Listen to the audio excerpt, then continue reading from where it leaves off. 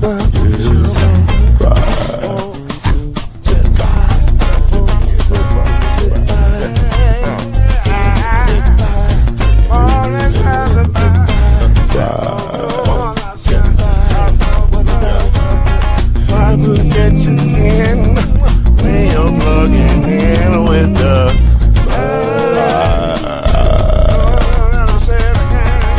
no mystery. Let's make history with the 5. Oh, the song is 2 and 3. Add 1 more plus me and do the 5. Yeah, we keep it on the floor. And the funk was forward. You got 5.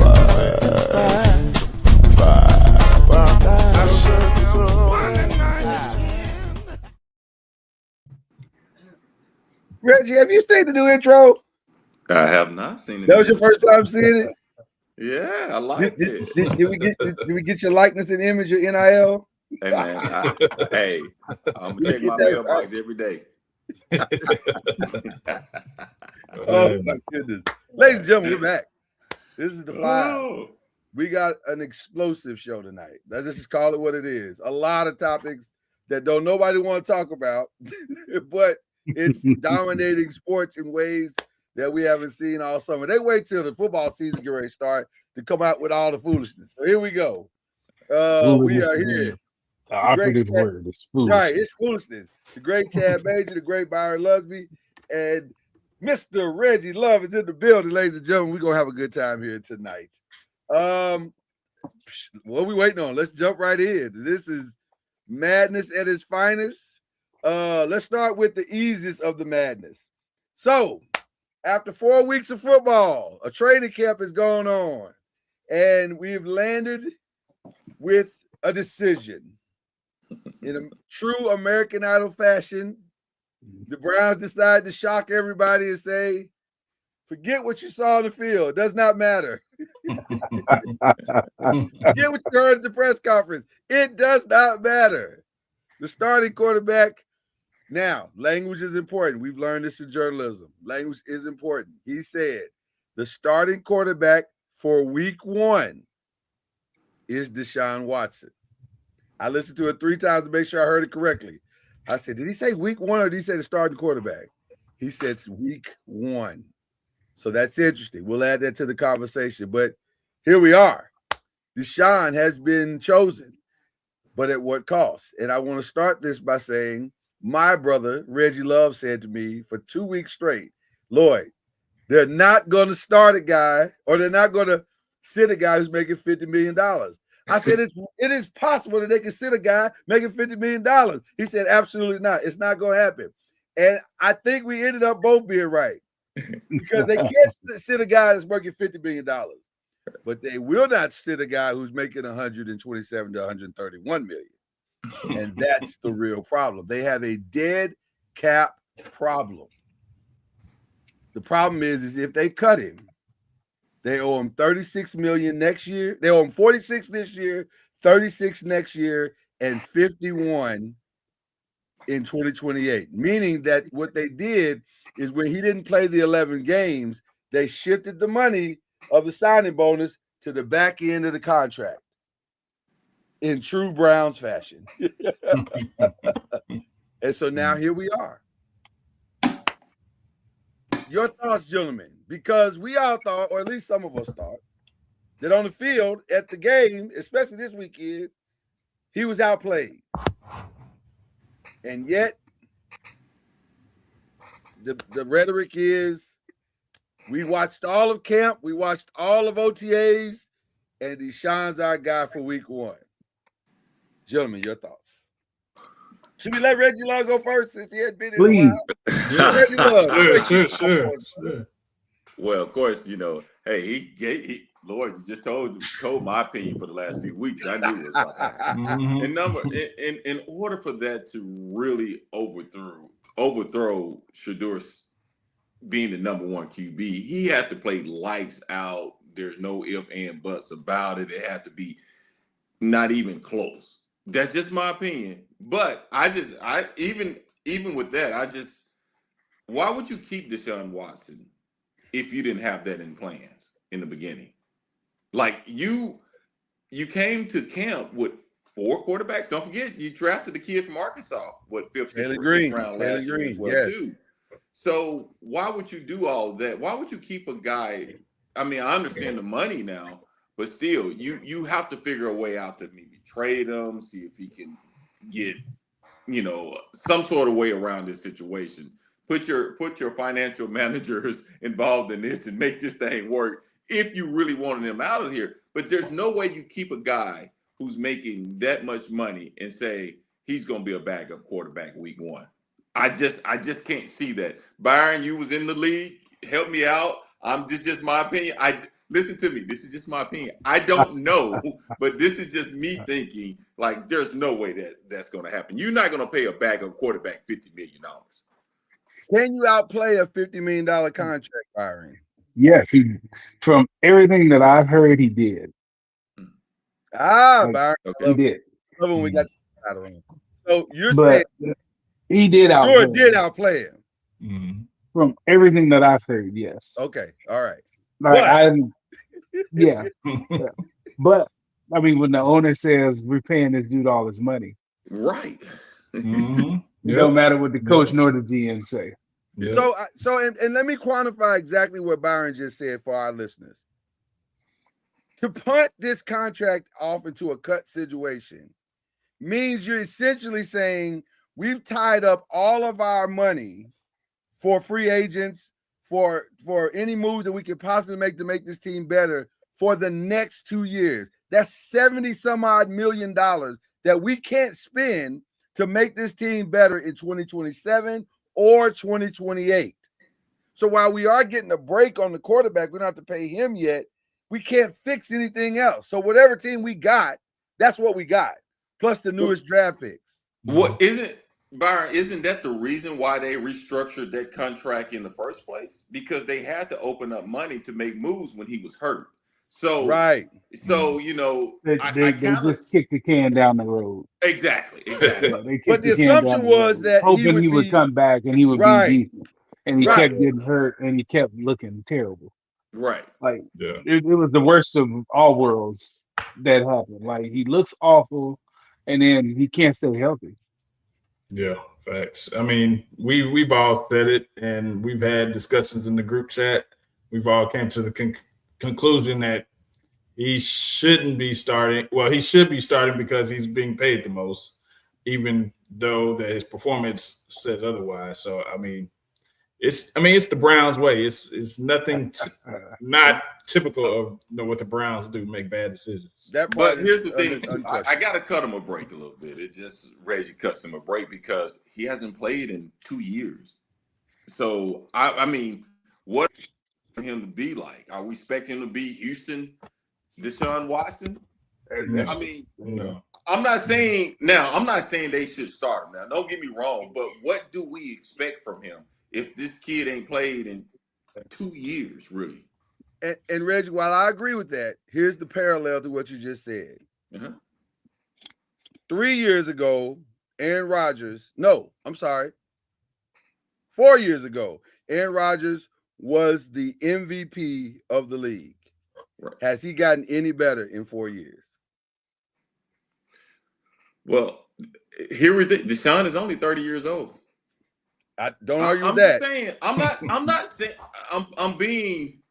How can I say? I'm playing. You're a nice guy, Reggie. You're a good I'm playing the other road because I gotta look at it like you gotta. Well, I don't know what's going to happen with this. And by the way, that's the way Deshaun would ask you to look at it. He's saying, "Hey, man, I ain't been out here. Give me a chance." Yeah, but with that kind of injury, you don't get better, do you? I mean, that's injuries, Chad. Injuries. Okay, all right.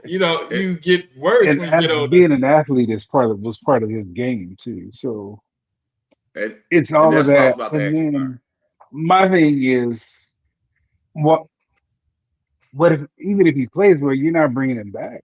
No. No, he's not getting another 250. He's not coming back. So what are we doing? Yeah. So he's just playing for another contract. That's what he's doing. No, I think he's just playing out his contract. I'm saying he's saying that. Yeah, he's saying I'm going to get paid so much. Right. And he's not going to get that contract again. Absolutely not. Unless he goes and wins the Super Bowl for Cleveland. That's the only reason he'll get that contract again. I just don't know what the end game is, because you're not going to keep him.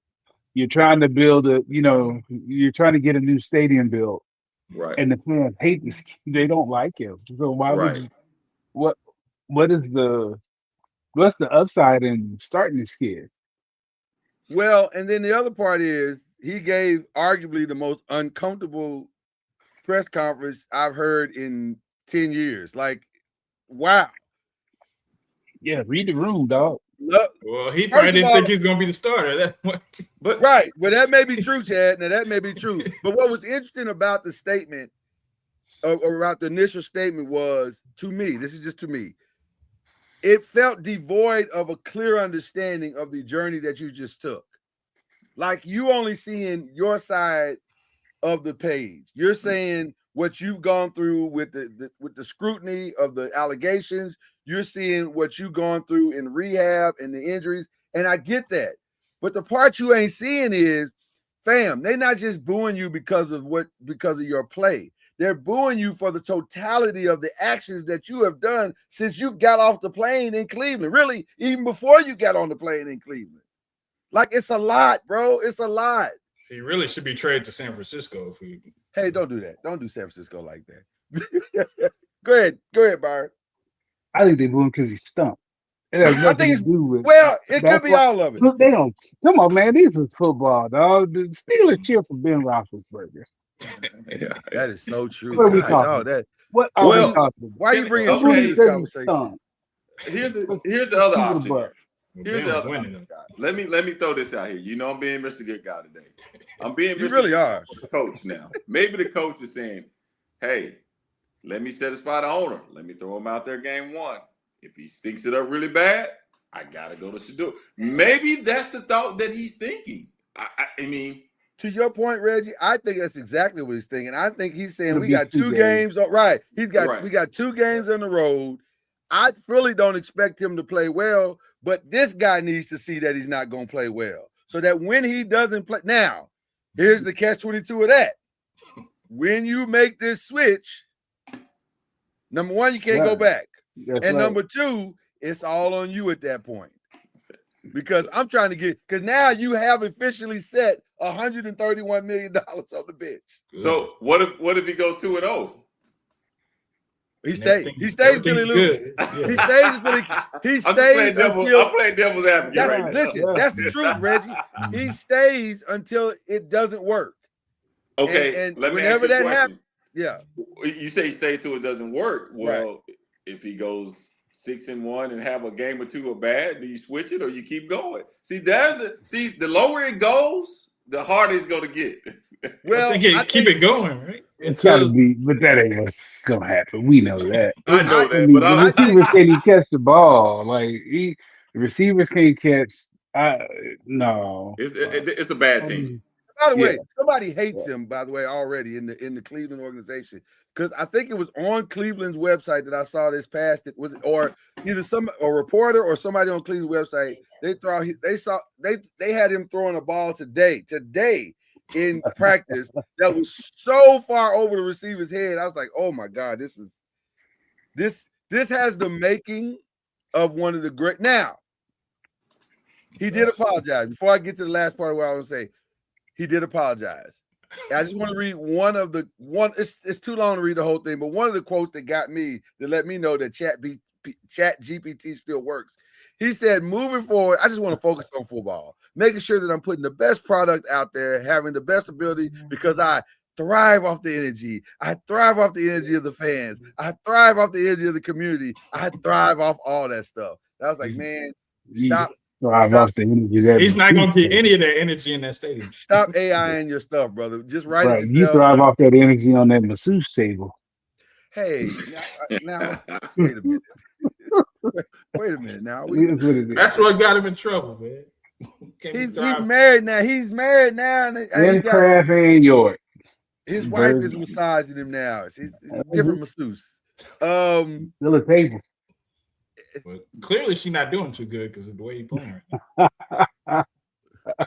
Wow, it's a brutal group here tonight, Reggie. Maybe I need to be the good guy. With I ain't saying brutal nothing, group, man. the brutal group tonight, boy. I'm trying. Hey, somebody got to fight for him. I'm trying to fight for him. So well, the coaches fight for him. The owners fighting for him. I'm not sure they're fighting for him as much as they are the money. But I do want to ask this question: did Shedeur do enough, and could he have done enough to overcome the circumstances by which, because to me, he was playing not just against Deshaun, but against the circumstances by which the Browns have themselves currently in? I think Reggie nailed it. It'd have to be like, he couldn't have been a little bit ahead of him. He had to be like light years ahead of him. Like light years, not even though everything I read, he was ahead. All the stats that I showed from practice, he was ahead. He was ahead, right. It's like you say in a fight, man. You can't get to the judges. He got to the judges. Yeah. But this should have been a knockout. It's got to be a knockout. Yeah. The first game and the second game, I thought Shedeur in the second game with the ones was markedly better than Deshaun with the ones in week 1. Yeah. Like it was markedly better. Like the only pass that the pick wasn't his fault. Hit the dude right in the hand. Exactly. Yeah. Just like Deshaun's pick wasn't his fault. The guy's got to catch it. Those aren't their fault. But I just thought crispness, reads, getting down the field and scoring Shedeur was markedly better. It's a fascinating situation. I want to ask the last most uncomfortable part of this question. And of course, if Cam comes in, he's going to redirect us back to this thing. So, but can Deshaun redeem himself? Can he? Not in Cleveland. I agree with Byron. Not in Cleveland. I think he needs a fresh new start somewhere else. I think he needs to at least do something decent this year. Keep his name out of the media. Keep his name off the internet. Yeah. Just one of those humble. Every question has to be a humble. Thank you. I appreciate it. Play it low. Like one of my pastors say this: you got to be offensive lineman. You got to go low, and he's got to go low. He's got to go low. Stay under everything, and just buy your time and get out of Cleveland. I mean, I think everybody deserves a second chance, and I think if he does the things that he needs to do, I think he will have that opportunity. It might not be a starting role, but he will have that opportunity. But what he did in that interview did not help him at all. At all, yeah. Yeah. It definitely needs to put out some good tape for his next opportunity if he gets the next opportunity. So. And maybe he gets to go home. Yeah, because they got problems in Atlanta. Atlanta's home. Oh well, listen. Yeah. That actually makes a lot more sense than anything he's done so far. I'm gonna tell you the truth. This is if I were Deshaun. I won't say if I was Deshaun, I could never be Deshaun. But if I was advising Deshaun, I would probably have said to him, "Hey man, it's clear you don't want to be here." Mm-hmm. I get the sense that they don't necessarily want you here. I understand that on paper your number is guaranteed, but you got to ask yourself this question: how much is your freedom worth? How much is your peace of mind worth? How much is your reputation worth? If it's worth $131 million, then stay and try to make this work. But if you can compromise just a little bit and you feel like redemption of self is important, then let's talk about a number that makes sense, that you can go and work on your body, work on your mind, work on yourself, and then come back next year. Because I guarantee you, there's at least 4 to 5 jobs that if we can get you back to your baseline talent, there's 4 to 5 jobs that you can have for sure. Atlanta looks like it's going to be wide open at some point, right? Yeah. So that's one. Arizona could be open. That's another. I think the Raiders have found their guy, so to speak, but you never know, right? that's what I would have advised him to do. Having said that, he's clearly chosen this route, although it's early season. So if they decide after the first 2 games it ain't working, maybe after that second or third game, you could say, "Hey man, why don't y'all just buy me out and let me go work on me?" That's what I was going to ask. Because Yeah. does the NFL have a buyout structure like that, like the NBA does? I don't think so. I'm not sure. I don't think they could just buy him out. Is there no buyout structure? No way. I don't believe so. I will be the highest paid backup quarterback in the world before you buy me out. I'm just you buying me out. I'm getting every penny. I can be in it. Hey, I can work on my game being a backup quarterback. Reggie said, "The hell with my reputation. I'm playing out." You ain't buying me out.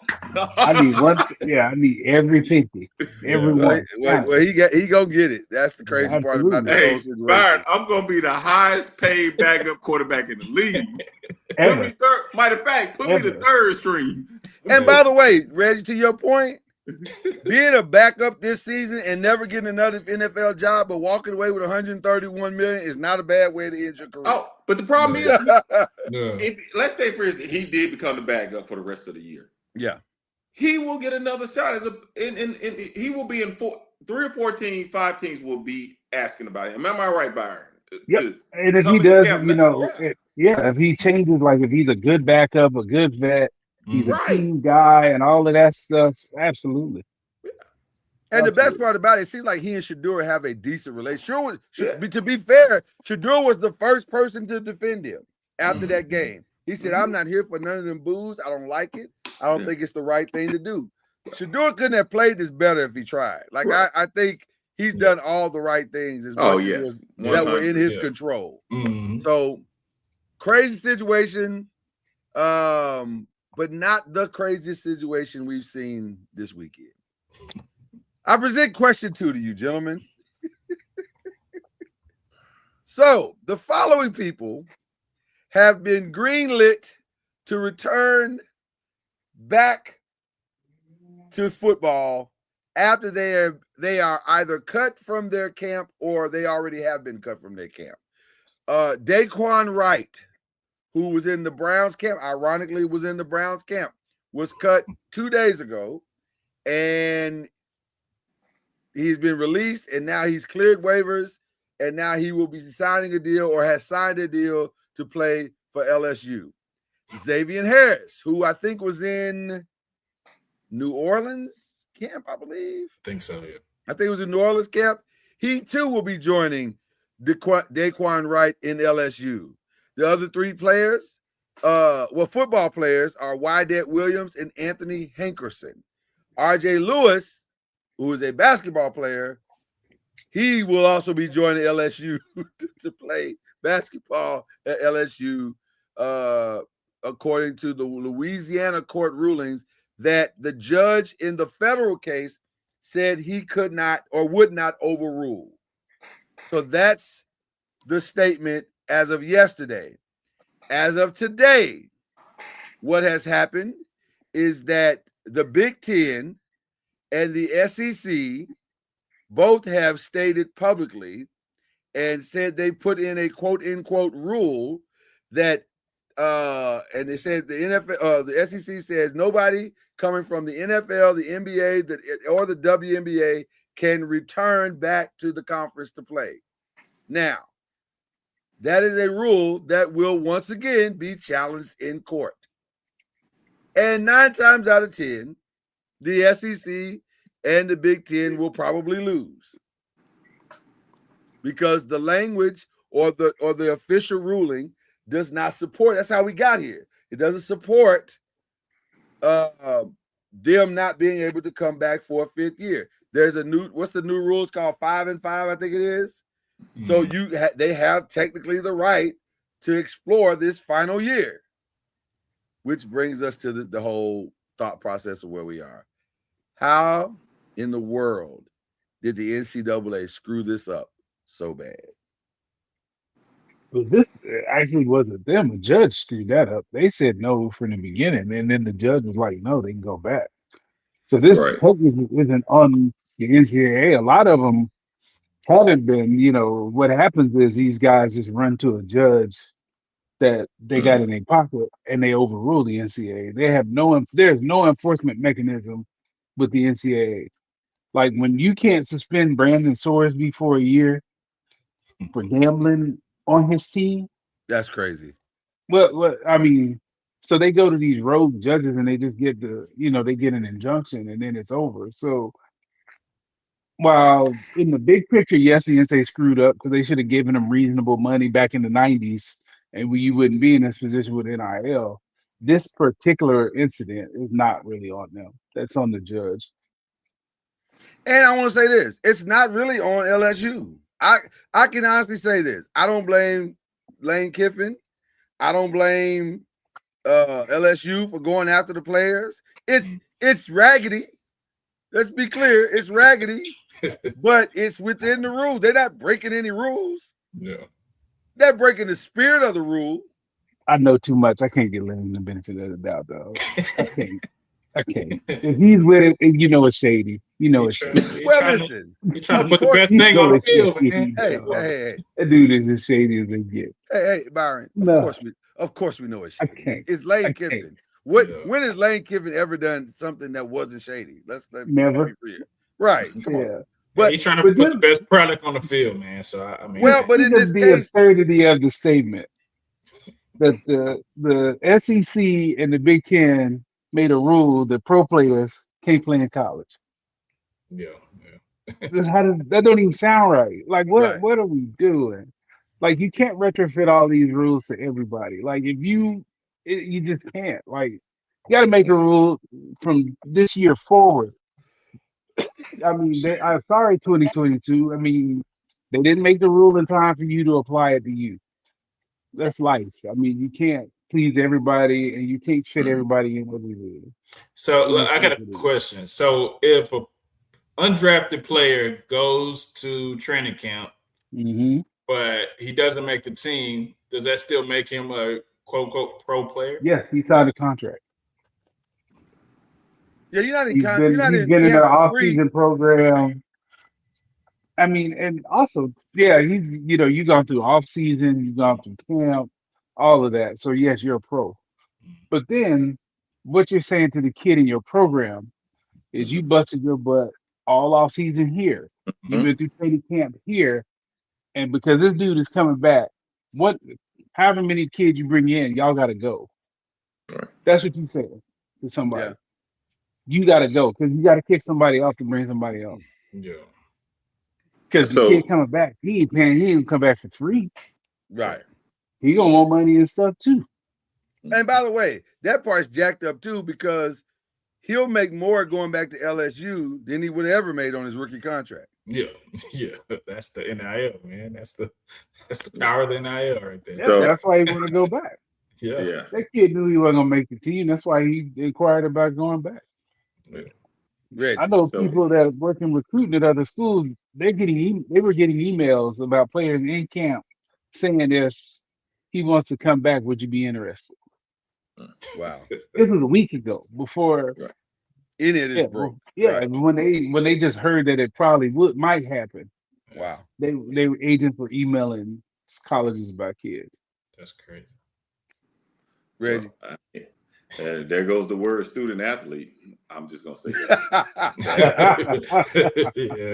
yeah. That is gone. Yeah. And so, Granddad, tell me what a student athlete used to be. Chris, let me tell you all about it. I just don't see a way around. I know people, the money for other sports, but they're gonna have to call these kids employees and collectively. That's the only. I can't see another way out. There's no other way out. Here's two things that have to happen. Number one, the ideology of a student athlete is to both of your points is gone. It's over. Right. They're now employees. So that's number one. Whether you want to call it work study or whatever you want to call it, but these are employees. Second of all, if they are truly employees and making the kind of money that they are making, then this also means they should have the right to organize themselves and negotiate salaries and insurance, and we call that unionization. So they're avoiding that, and they're hoping that Congress bails them out. But Congress, I need y'all to fix gas prices. I don't give a damn about these athletes. Go over and fix these gas prices. And make sure we don't and stabilize the food so we can actually eat. Right. Stop letting eggs get contaminated. Can we do that?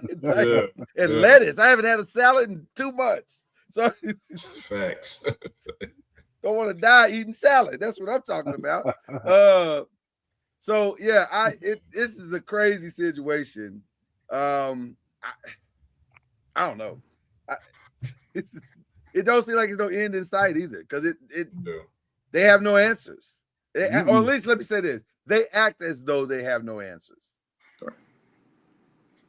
They just don't like they don't like the answer. That's what it's gotten greedy to the point where the NCAA is going to end up being done away with, and these colleges are going to break off. The big schools are going to break off, and maybe the NCAA will deal with the FCS, but the Power 4 schools are going to, if they don't figure it out, they're going to break away. Let me ask y'all a question before we, as we welcome Cam into the building. What up, Cam? What's up, Cam? Damn. When you envision players getting paid years ago, Byron mentioned 30. Oh, he locked up. Lord free. Yeah, he froze. Yeah, he froze. Because he about to say something. Yeah, we all froze. There you go. There you go. What happened? It must have been something you need to say. Maybe it was something I was supposed to say. Yeah, maybe. I don't know. Now the NCAA is messing with our stuff. No, I'm just like, when you envisioned this 30 years ago, what did you envision paying for players meant to you? I mean, you could have started out with, like, back then, like, give them 40, 50,000. Right. Each kid. And I mean, look at it. Just give them something as a starting point to negotiate. Now, I agree. It's wild west out here. Yeah. I was just thinking the same thing. And I'm telling you, this is just me, and I'm old school. If I'm gonna pay you that much money, you're gonna stay 2 years with me. You're gonna at least stay 2 years. I am not. But you could have negotiated all of that. Yeah. Yeah, you could have. Well, back then you couldn't jump schools like you can now. So yeah, I'm like, you go. But you could have put all of that stuff in place back then, and then you negotiate, it protects all the other sports. Where I don't, like you say, now that's gonna have to be negotiated too, and they're not gonna want to give up money to keep track and tennis and all of this stuff around. So they just made the problem worse by kicking it down the can, and they knew that this was going to be the outcome. Everybody telling you, Bill Polian told us years ago, they're going to lose every lawsuit.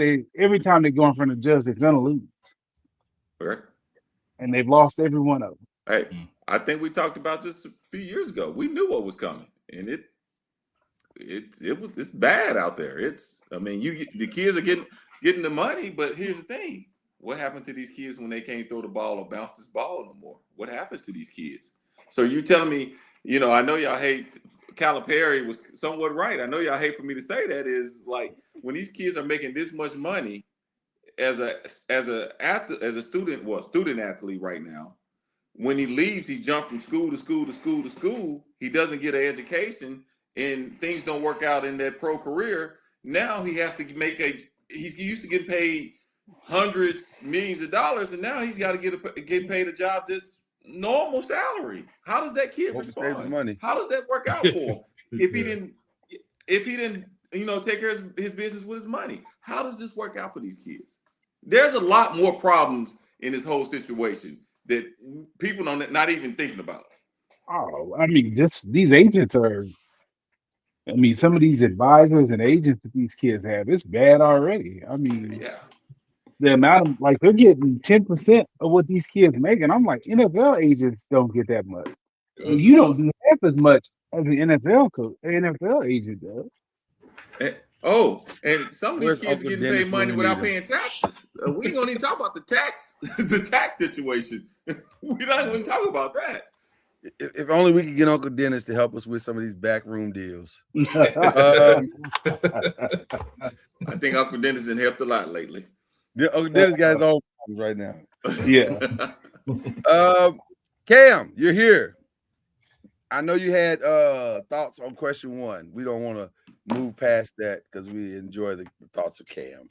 So give us your thoughts on the whole Deshaun Shador Brown circumstances, sir. I'm gonna make it real easy, real simple. Okay.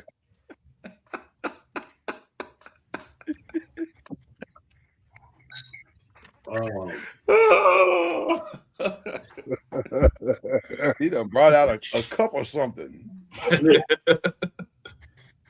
I hear people saying you gotta play him because he's getting paid this amount of money. They weren't saying that before the training camp. The truth of the matter is, Shador ain't did nothing to win the job. Simple as that. He hadn't just went out there and taken QB1. Since he hadn't done it, I'm gonna go with the most proven guy that I know in the building for week 1. And we're comparing bad apples to bad apples, yes. But I'm gonna go with the most proven. Yes, I am. Like it's not even worth. It's not even worth almost a conversation or an argument at this point because Shador ain't did anything to say that I'm that guy. So who cares on that level? You know what I mean? Like it just doesn't matter to me. Well, Shador cares. Well, I'm just saying, if he cares, go hit the quarterback room then. Go get your mechanics together then. Well, really, Chad? Really? About that on y'all. He should. Are you scared? Do you know them personally, or what's going on? Like, why are you? No, I had to do so. I had to. Oh, okay. I was like, what's happening right now? The timing was crazy. All right. That's my opinion on it. Like, it just for me, it ain't worth. You can run the question too if you want to. It just ain't worth to me because he has done nothing to go out there on the football to say down, said Hut and taking the job. According to Byron's sources, he did. This is all about money. Okay. Well, I'm just telling you what you know. Like in baseball, the tie goes to the runner. So I guess Deshaun is. Now, while he outplayed him, I did agree with Reggie. It wasn't. I think, like you said, he let it get to the judges. You got to knock that dude out. Yeah. I agree with we all agree. I don't know that. Like, I think it was one of those where he outplayed him, but it wasn't by a significant amount. Yeah. When you got to go to the tape, did you really win? You just won like because your toe is longer or your hair hit the tape first or whatever. You know. Yeah. That's a win. Technically, that's a win, but not really. You know. Yep. So all right. Any thoughts you got on question 2 about all this craziness about pro players going back to play college sports? No. So you don't want anybody Oklahoma to take anybody? Is that what you're saying? Because there's still some players out here left. No. Once you made it, you made it. Why are we doing this? Can I make it more personal for you? Can I make it more personal for you? It ain't got nothing personal with me. What? No. I'm giving you a scenario. Actually, I'm giving you 2 scenarios. You have 2 nephews. I'm the law of the land. Doesn't matter. It's the law of the land. Once you commit to the draft and that's what you do. Okay, go play semi. Go do whatever you got to do to try to make it. Then it's the law of the land. Because guess what you're doing? It's all a money thing. Now, but I can go back and get $1 million for the family. That's what I'm saying. It's all a money thing. No, but that's really what it is. If we're being honest, Daquan Wright is trying to go get a check. Whoever can write that check, that's where he's going. Now, after this afternoon, the SEC said he can't go back to LSU and get that check. Let's see if the Louisiana judge agrees. Probably won't. So if he go back to LSU, does that make LSU better, legitimate better? I've never seen. I didn't even know who Daquan Wright was until this lawsuit came up. So he was a free agent. So is he good enough to impact the team that much? If we're talking about college, though, that's a big difference. That's a big jump. 100%. 100%. Because if you get invited to an NFL camp, that must mean you halfway decent at least.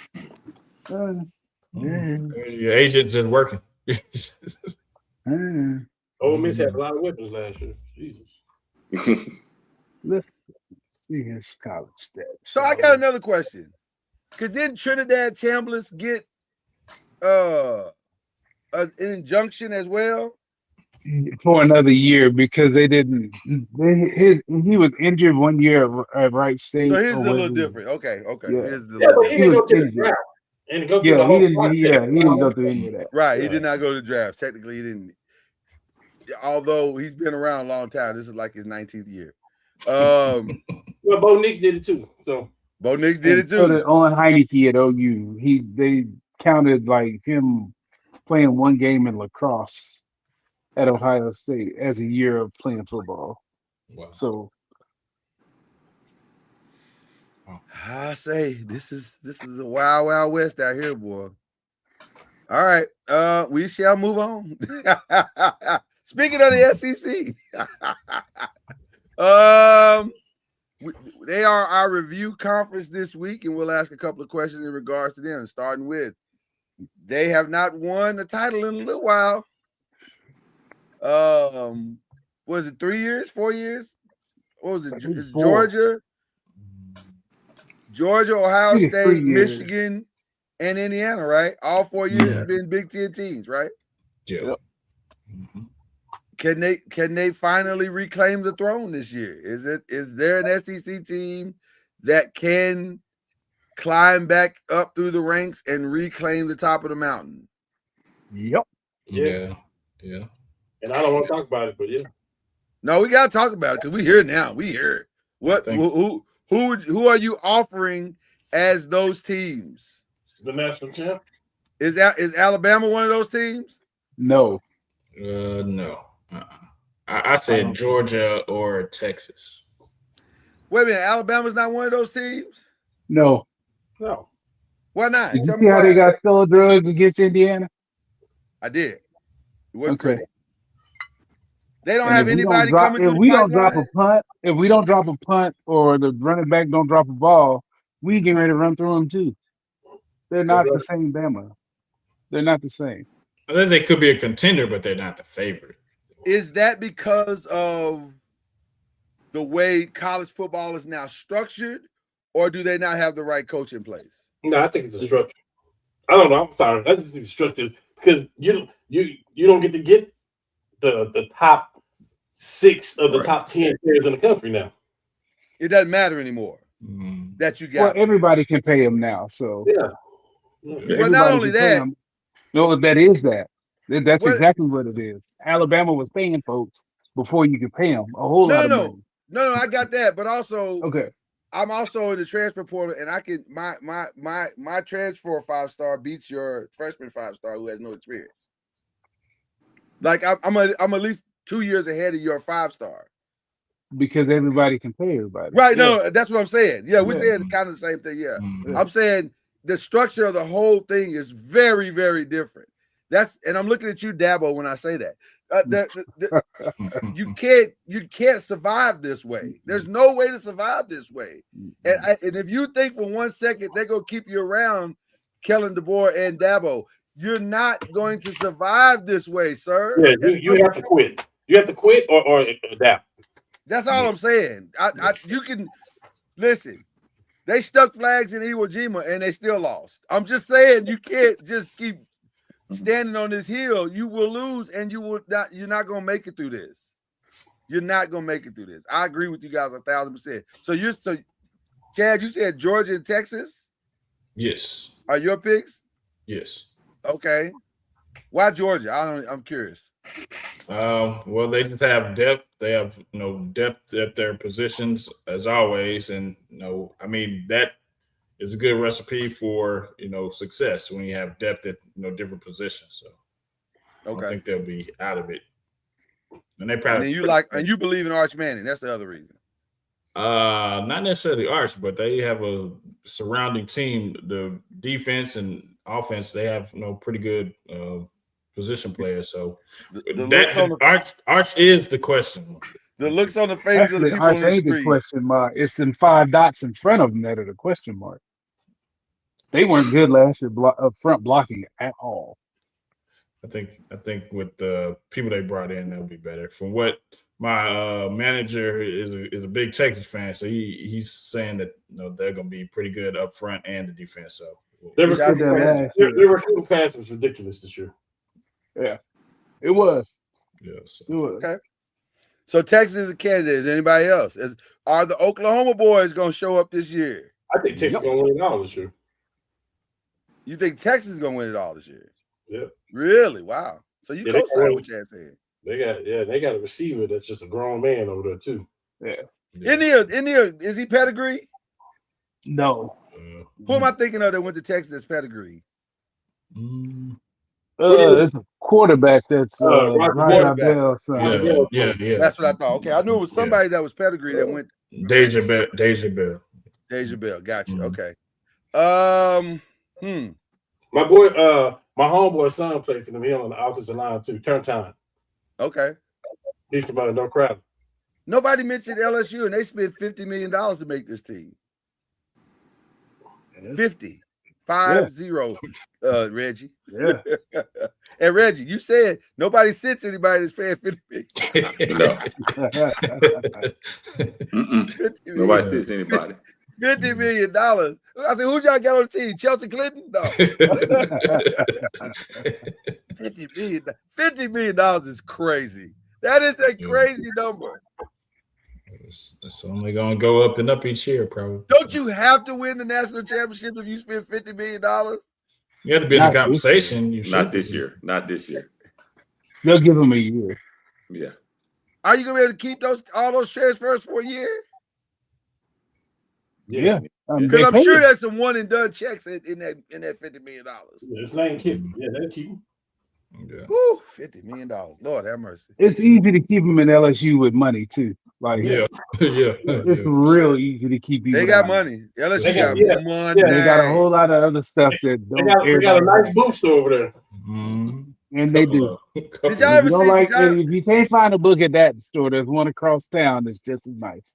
Yes. Did y'all see the documentary they did about 3 years ago with that featured Jaden Daniels, Flage, the gymnast girl that don't ever win nothing, but they pay her a ton in NIL. She wins nothing. She barely even competes, but she's got NIL money out the wazoo. Yeah. And there's this weird insurance company, or it's a lawyer. He's either an insurance company or he's a lawyer, but he does NIL deals with everybody on campus. And I was thinking, why does he need to? And then it dawned on me, oh, I got it. You gotta have a drug mule if you're gonna miss. Yeah, between them and Texas, they got a lot of stuff going on off the field. They got a lot of stuff going on off the field. They're well taken care of. Mm-hmm. Are they any your Razorbacks, Reggie? What they looking like? Are they gonna be in the mix? Reggie, that wasn't necessary. That was not. That was in this situation. It was very necessary. Reggie, no hope at all, Reggie, in year one. No, okay. You don't have to be delusional, man. You can be a fan, support your team, but know what they are. But also know what they are. Know what they are. Okay. Right. It's like during the Blake years at OU, dog. I mean, we're gonna run out there with 3 different offenses and 3 quarterbacks, and we're gonna have athletes everywhere, but we're not gonna be organized. Hey, we can talk about Razorback basketball. We ain't gonna talk about Razorback football. All right, fair enough. Who's gonna be the breakout? Who needs to be the breakout? But here's the thing. I got a good one. I'm curious what Byron can say. I do have a good team for that. I'm probably gonna be the same one you say from everything I say. This is a quarterback. I feel like this quarterback is gonna have an incredible season for us. So I like the kid at A&M, and I just think they're gonna do okay. Yeah, mine was y'all quarterback because he was having before he got hurt, he was having a breakout year. He was, in my opinion, had he not gotten hurt, he was going to win the Heisman. He was on that trajectory. He was balling out of control. So what about the kid? What do y'all think about the kid from Ole Miss that came back? He's different. I'd be interested to see how they call plays, because that's the one thing Lane is really good at, is calling plays. Yeah, he protected him last year because we was all over his butt last year. We beat ourselves. Drop that fumble. Drop that punt return. That kid is good though.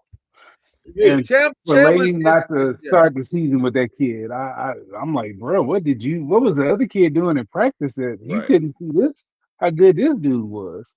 It might have been a Deshaun Watson situation. He was paying him more. He's like, yeah, I got to start the kid. I'm paying more. So yeah, fact. That wears off fast though. But I guess if you sit here and you think about 1 year from now, nobody predicted Indiana to win the national championship. No, not at all. It was not on my radar at all. I agree. I mean, is there a special team like that this year? Indiana. No, we're SEC tonight. We're doing Big Ten next year. Oh, okay. Yeah, I think Oklahoma can do it. Yeah. I said that leaving the stadium. Indiana lost in the first round of the playoffs last year too. And they came back, retooled, and got better. My breakout player is going to be the freshman back at Oklahoma. He's going to beat both of them dudes out, from what I hear. What position? Running back. Really? Wow. Really? From what I hear, he is a different. And the freshman we had last year was pretty good. Yeah. That running back room is going to be killer. Yeah, we need to go ahead and lock up Adrian Peterson's son right now too. Really? Bruh. The second coming? Hey. Yeah. They take care of Adrian around there, so it's like that. The second coming, man. He's fast. He built like he don't have no fat. He's not. He built like Adrian Peterson right now. Yeah. Oh my goodness. That's all the whoopings he was giving him. So let's ask this question then: is there forget winning the SEC? Is there legitimate? This team is. You said Texas is going to win it all. That's what you said, Cam. I think Texas is going to win it all. Okay, that's the only one from the SEC. Chad spoke passionately about Georgia. Georgia. No. I'm definitely not saying that because Oklahoma can make a run. Georgia can make a run. I mean, we lost to Ole Miss and Texas last year. We were still in the playoffs. We could have made a run. We had Alabama beating the first half. Like it's just depending on the matchups and all that stuff. Right. It's the same. It's the same old story for the SEC. They just beat up each other. It's the same. Absolutely. So is this the year though that the SEC can come in and despite having beat up on each other all season long, can they come in and substantially go against these Big Ten teams and pull one down? Yes, because the top three teams in the Big Ten are gonna have to beat up on each other too. That's very true. That's very true. That you. And I think Georgia, Oklahoma, and Texas have the defenses that can match up with Big Ten teams. Agree. The problem with the Big Ten, well, I can say the Big Ten, Ohio State is I don't think they've given up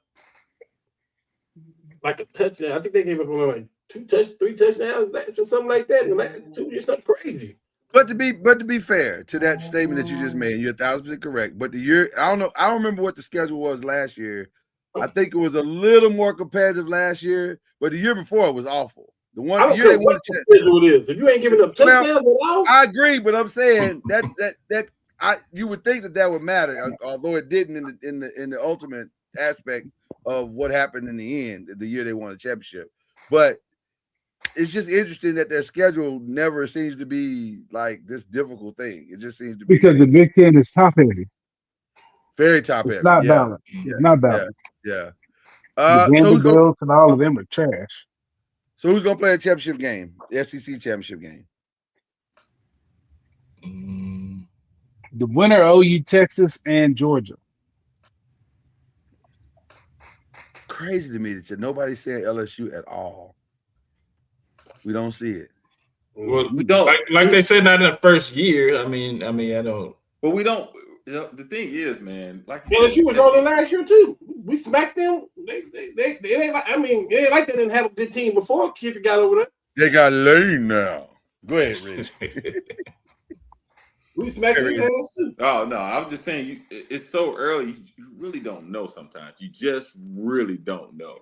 I know he spent $50 million, Reggie. They gave him a black card and said, "Go buy what you need." Right. I expect a good meal if you got all the ingredients. The one thing I will say is offensive line is not where you can buy and plug and play.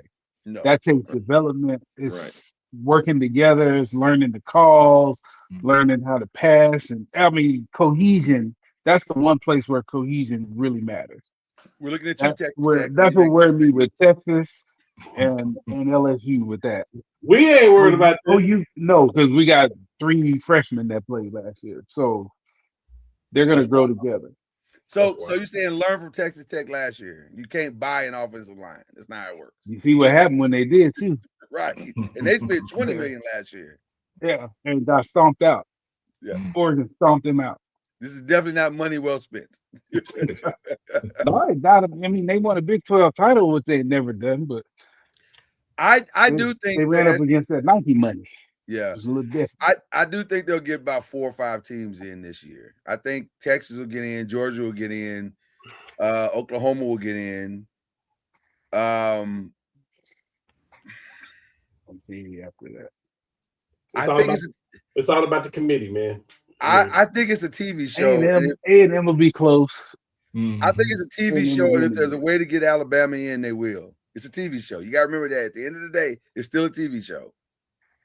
Ratings matter. I think Alabama's gonna lose like 4, and that may not get them out. That's my point. Yeah, no, they're not gonna lose 4 games to get in the playoffs next year. Listen, it's not gonna happen. They got a patchwork offensive line and a new young quarterback. Let me say this: that don't scream playoffs to me. It doesn't, but it's a TV show. Listen to me. You try to tell me that a 4-loss Alabama is not going to get in before a 2-loss Big 12 team? That's exactly what I'm telling you. They're not going to put a 4 losses, Lord? No. 4 is way too many. I'm not talking about conference champs. I don't care. It don't matter. 4 losses is way too many. No. 8-4 team is not going to make the playoffs. No. Y'all talking like the NCAA got good sense. Y'all talking like the NCAA got good sense. Toughest matchup, they got Georgia on October 10th. You talking about Alabama? Mm-hmm. Okay. And then they got Tennessee, mm-hmm. A&M, and LSU. Those are their 4 teams that they and Auburn. You got to throw Auburn in there because you never know. Yeah, that game's always close. I'm talking about the ranked teams that they have. It doesn't matter where that game goes. Yeah, Auburn is Auburn though. Yeah, Auburn's Auburn. And they'll lose every game and find a way to beat Alabama. And they play Auburn. But I don't think Alabama is that good. I didn't think they were all that good last year. Not no 4 losses, man. No. I'm gonna tell you what the problem with Alabama's the schedule looking like. I mean, if you win 2 out of those 4, they don't have 2 losses. If you run everybody else. But I'm gonna tell you what the problem with the schedule is. Those 4 games, those 4 ranked opponents, all in a row. Yeah, that's tough. That's tough. From October 10th to November 7th, they got all ranked opponents. Well, that's the SEC though.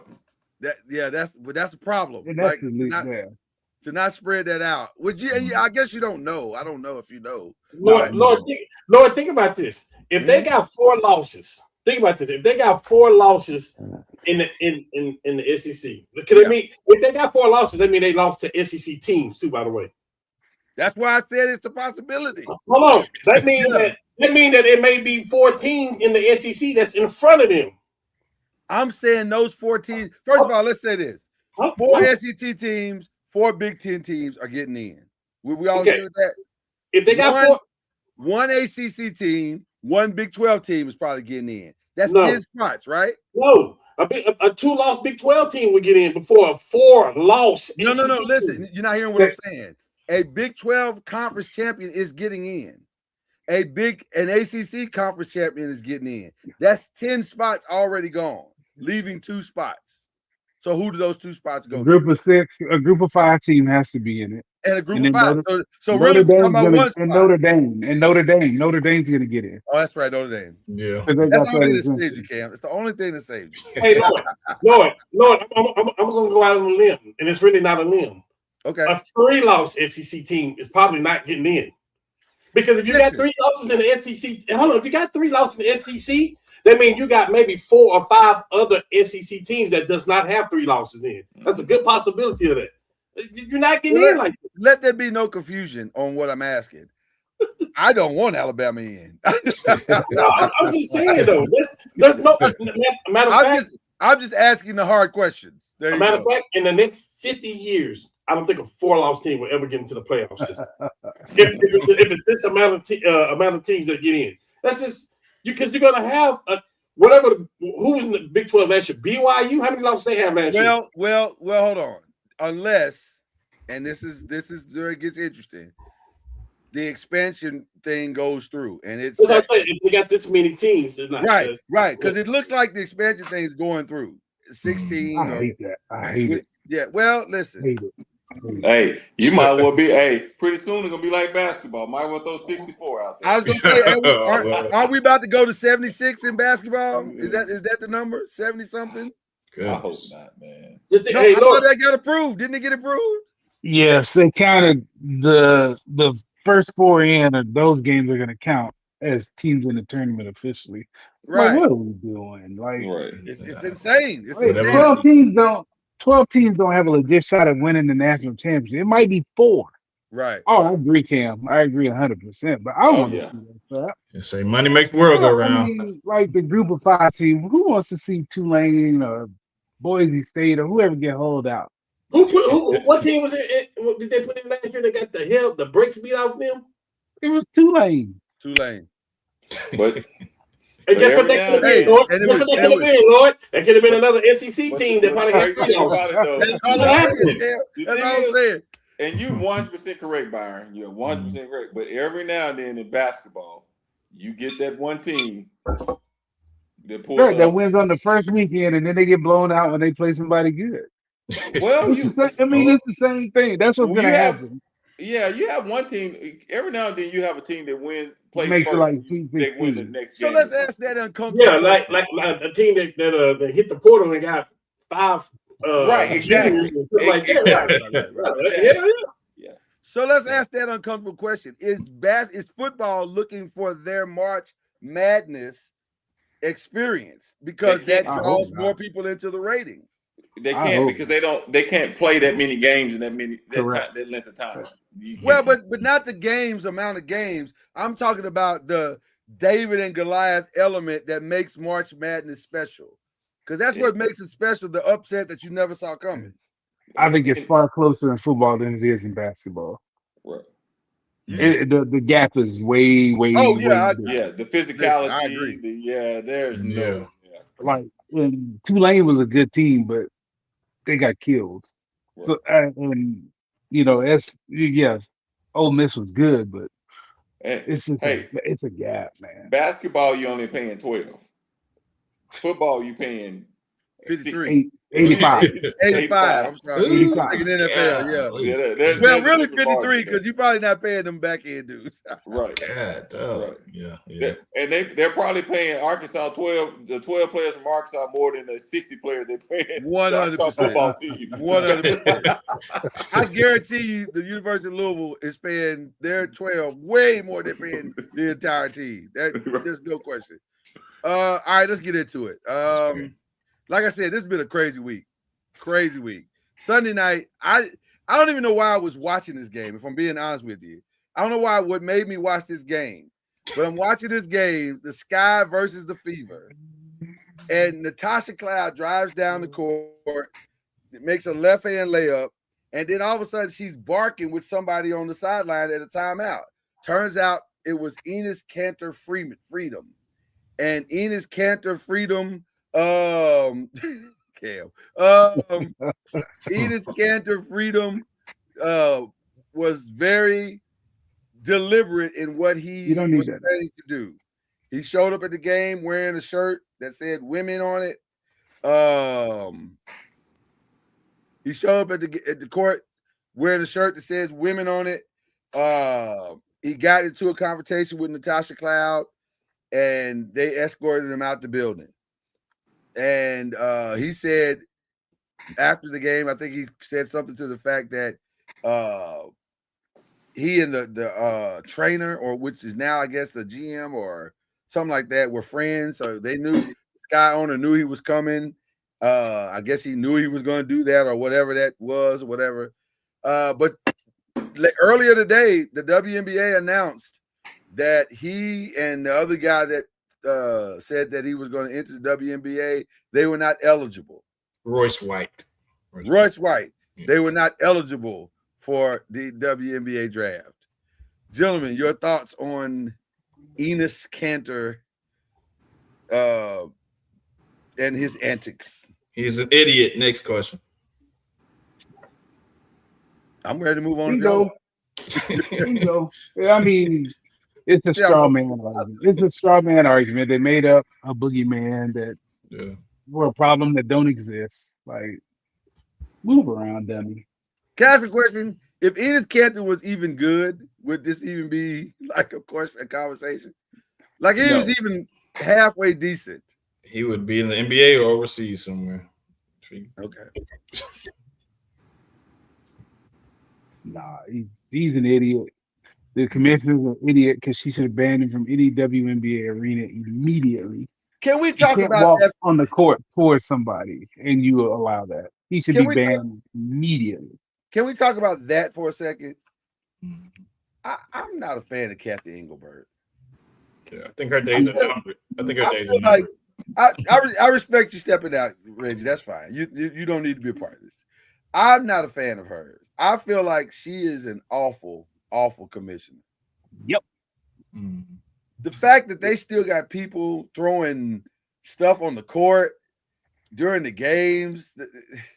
What are we doing, Kathy? And I've heard nothing. I've heard her like where are the aggressive statements? Where are the if you do this, not only are you being banned, but we're gonna press charges. Where you have the right to say some things and you're not saying nothing.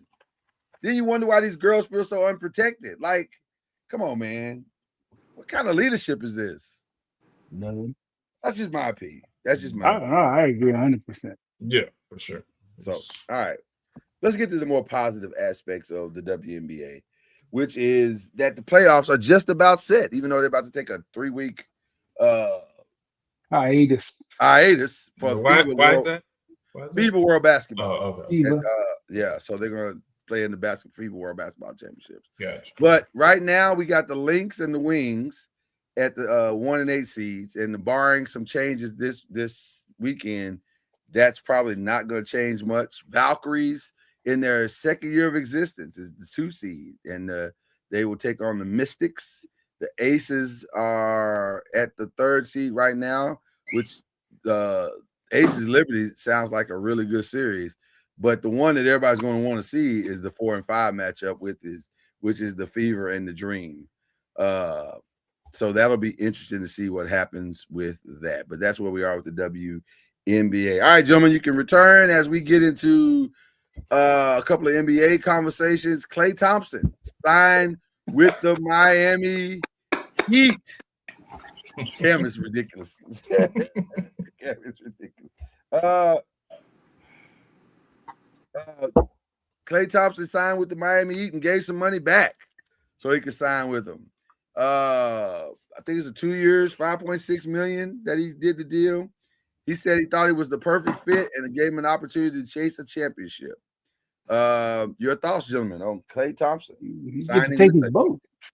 Yeah, exactly. Get to take his boat. He said he was thrilled to be this close to the Bahamas.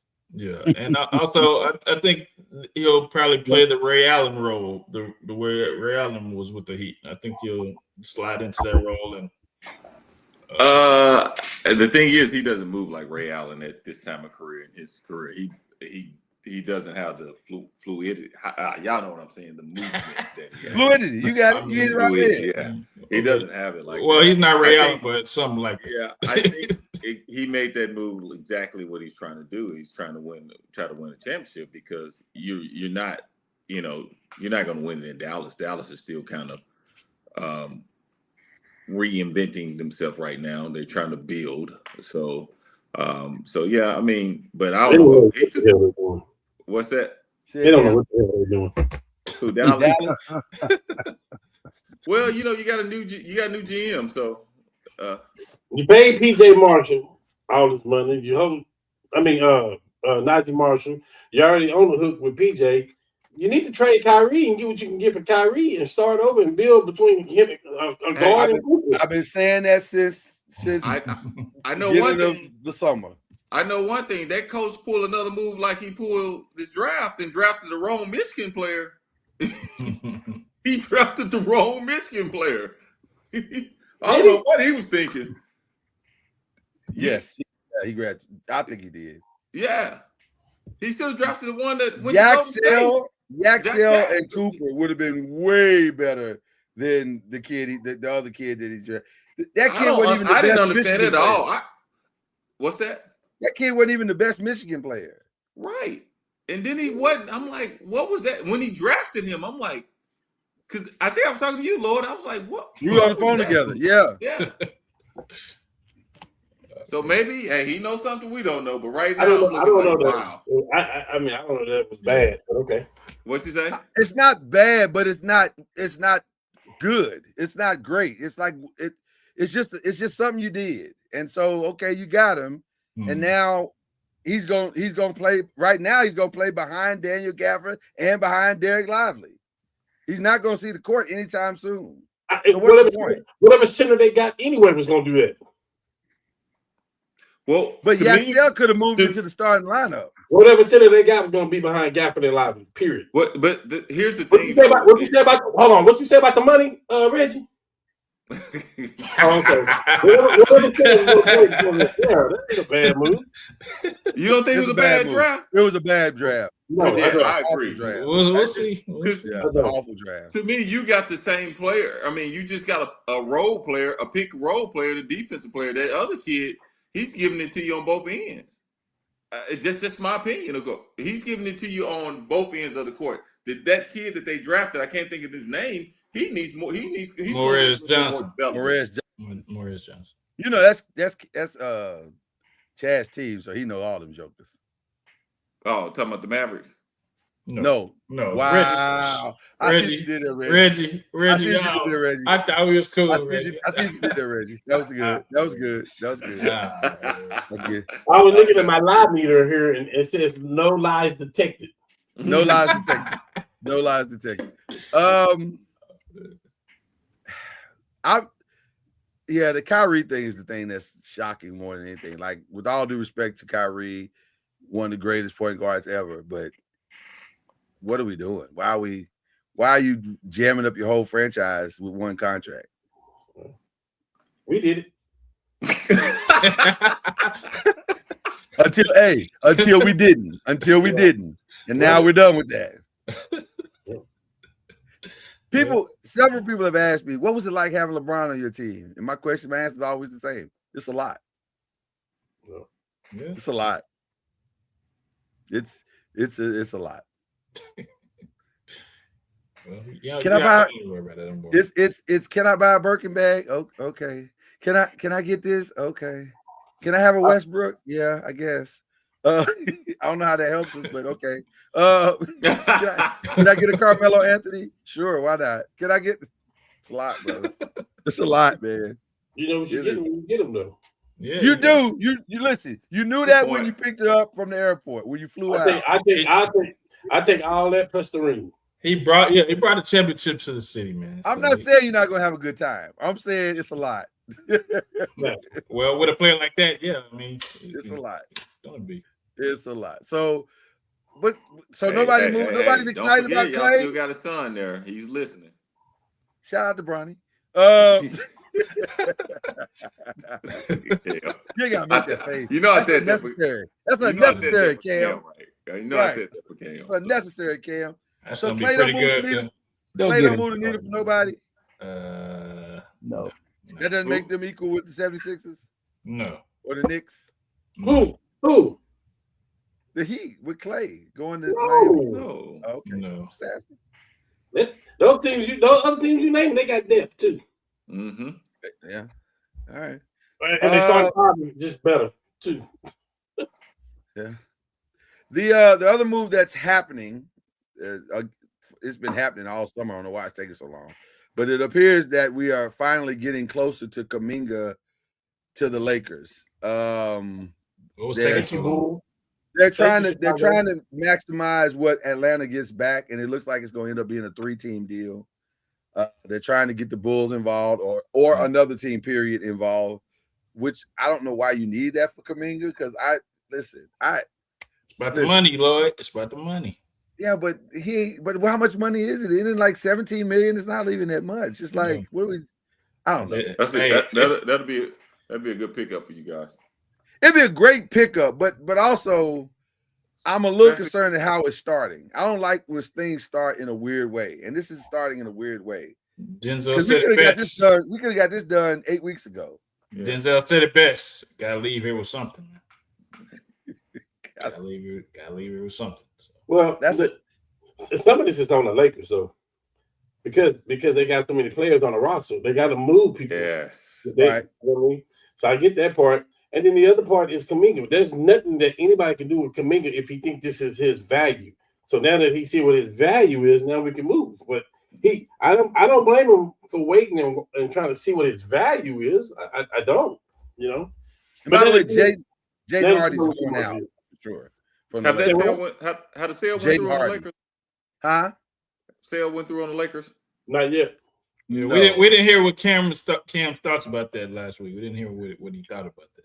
They're not sure if the buyers got the money. It's a whole lot of moving parts with the Lakers.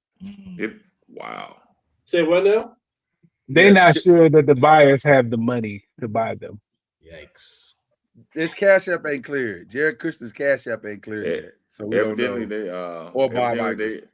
Evidently they should have checked liquidity before they signed the contract. I mean, well, when the one dude is his brother is the son-in-law of the president, and they investigate the owner. Trump shut us down.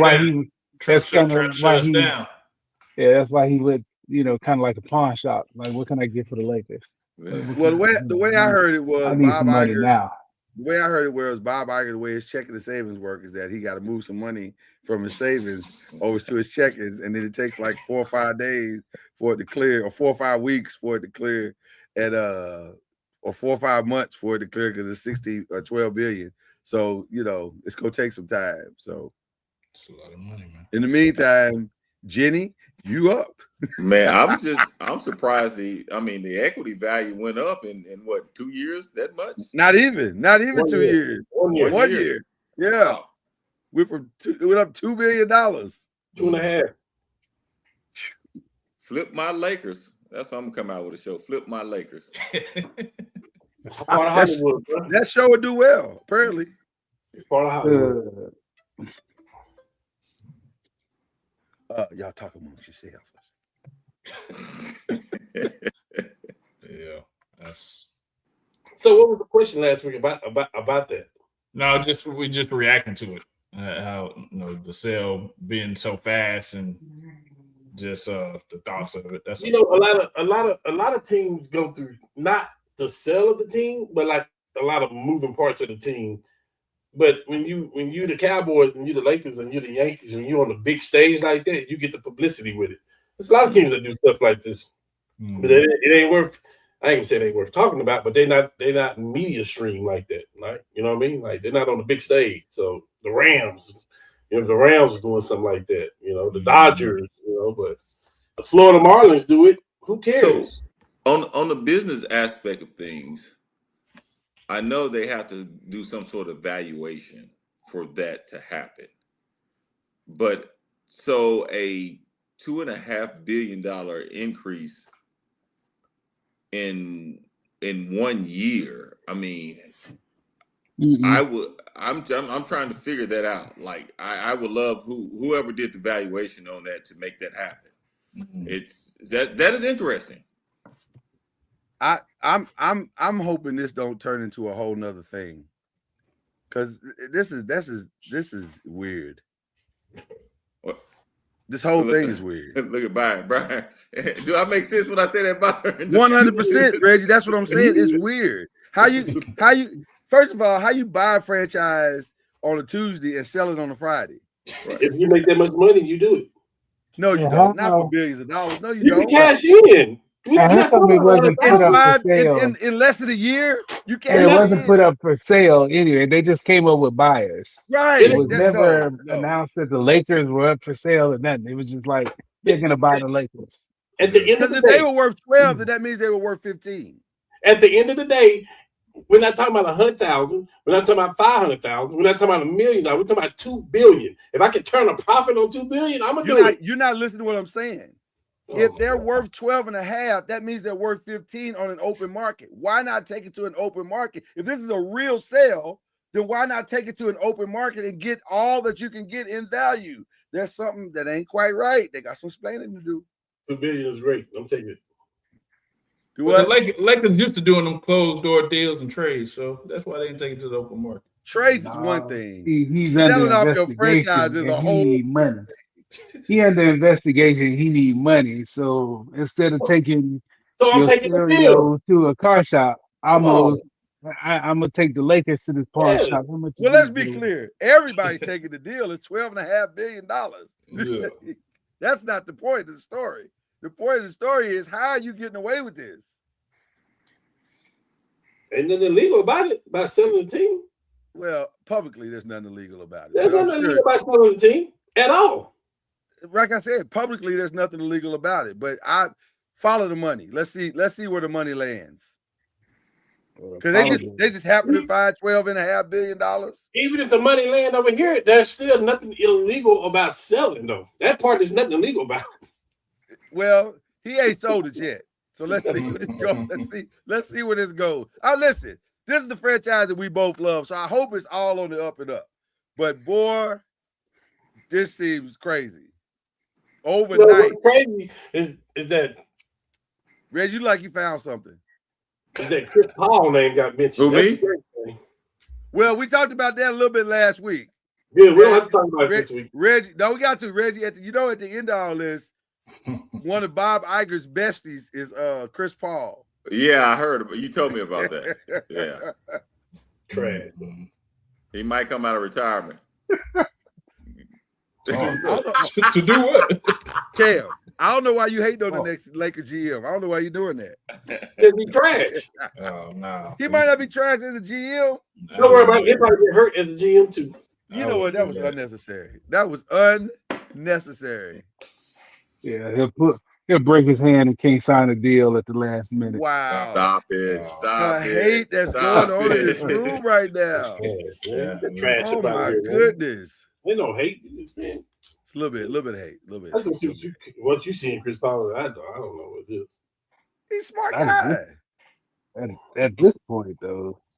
He ain't got to dribble. He just got to make moves. Yeah. I had somebody there with him making the move. Get Magic in the room. I take Magic in the room, then I take before I take Chris Paul. Well, Magic already put his bid out. Magic already put his bid out. I'm just saying, man. Chris Paul Magic went on Jimmy Kimmel and said, "Hey, Bob Iger is a great guy, and so is Jared Kushner. Laker fans, you're in good hands." That was like, hey, if y'all want to hire me back. I really don't want no Laker to have anything to do with the Lakers, if that makes sense. But Magic is different though. He's a business guy. He's a win first guy. It's not just about the money to him. It's the Laker brand means something to him. That's different for me. I don't. But anybody else? I agree with you on that. Chris Paul gonna try to sign himself. Unless Kobe was alive, that's different. That would have been interesting to see Kobe in that era. Kobe already told me he didn't want nothing to do with it either, though. Kobe didn't want. I don't think he had the patience for that. Yeah. Kobe didn't even want them to wear his shoes after a 4-game losing streak. So ain't no way Kobe could be anybody's G. Kobe literally went in and got his shoes after 4-game. I don't think it's the patient part of it. I think he had so much going on, like going to win Academy, writing books and his daughter. He been at every one of GG game camps and everything else. Like he was having way more fun coaching her than he ever would have had being. But that Chris Paul fool, go sell insurance, bro. Hey, This dude right here, boy. but he's a great neighbor. He's a great neighbor. All right, what are we doing? I was gonna come up with a final 5 starting question, and then we needed to move the prayers up because, ladies and gentlemen, breaking news: the legend, the icon, Dolly Parton is gone.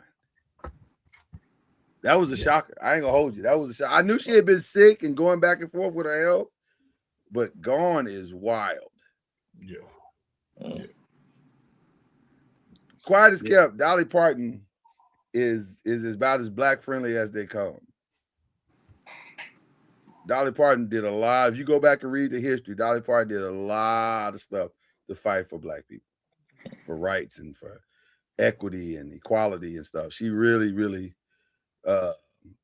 did a lot of good things. And as a thank you to that, Whitney Houston sang her song and helped build Dolly World. Single-handedly. That's what's up. Man. I got a question just to kind of lighten the mood of the passing of Dolly Parton. Is I Will Always Love You the greatest remake of a song ever? I don't know. Luther had so many good ones. So I'm not just talking scales. I'm just talking the whole. House is Not a Home is a remake. Yeah. Oh, okay. Jodeci's Lately is a remake.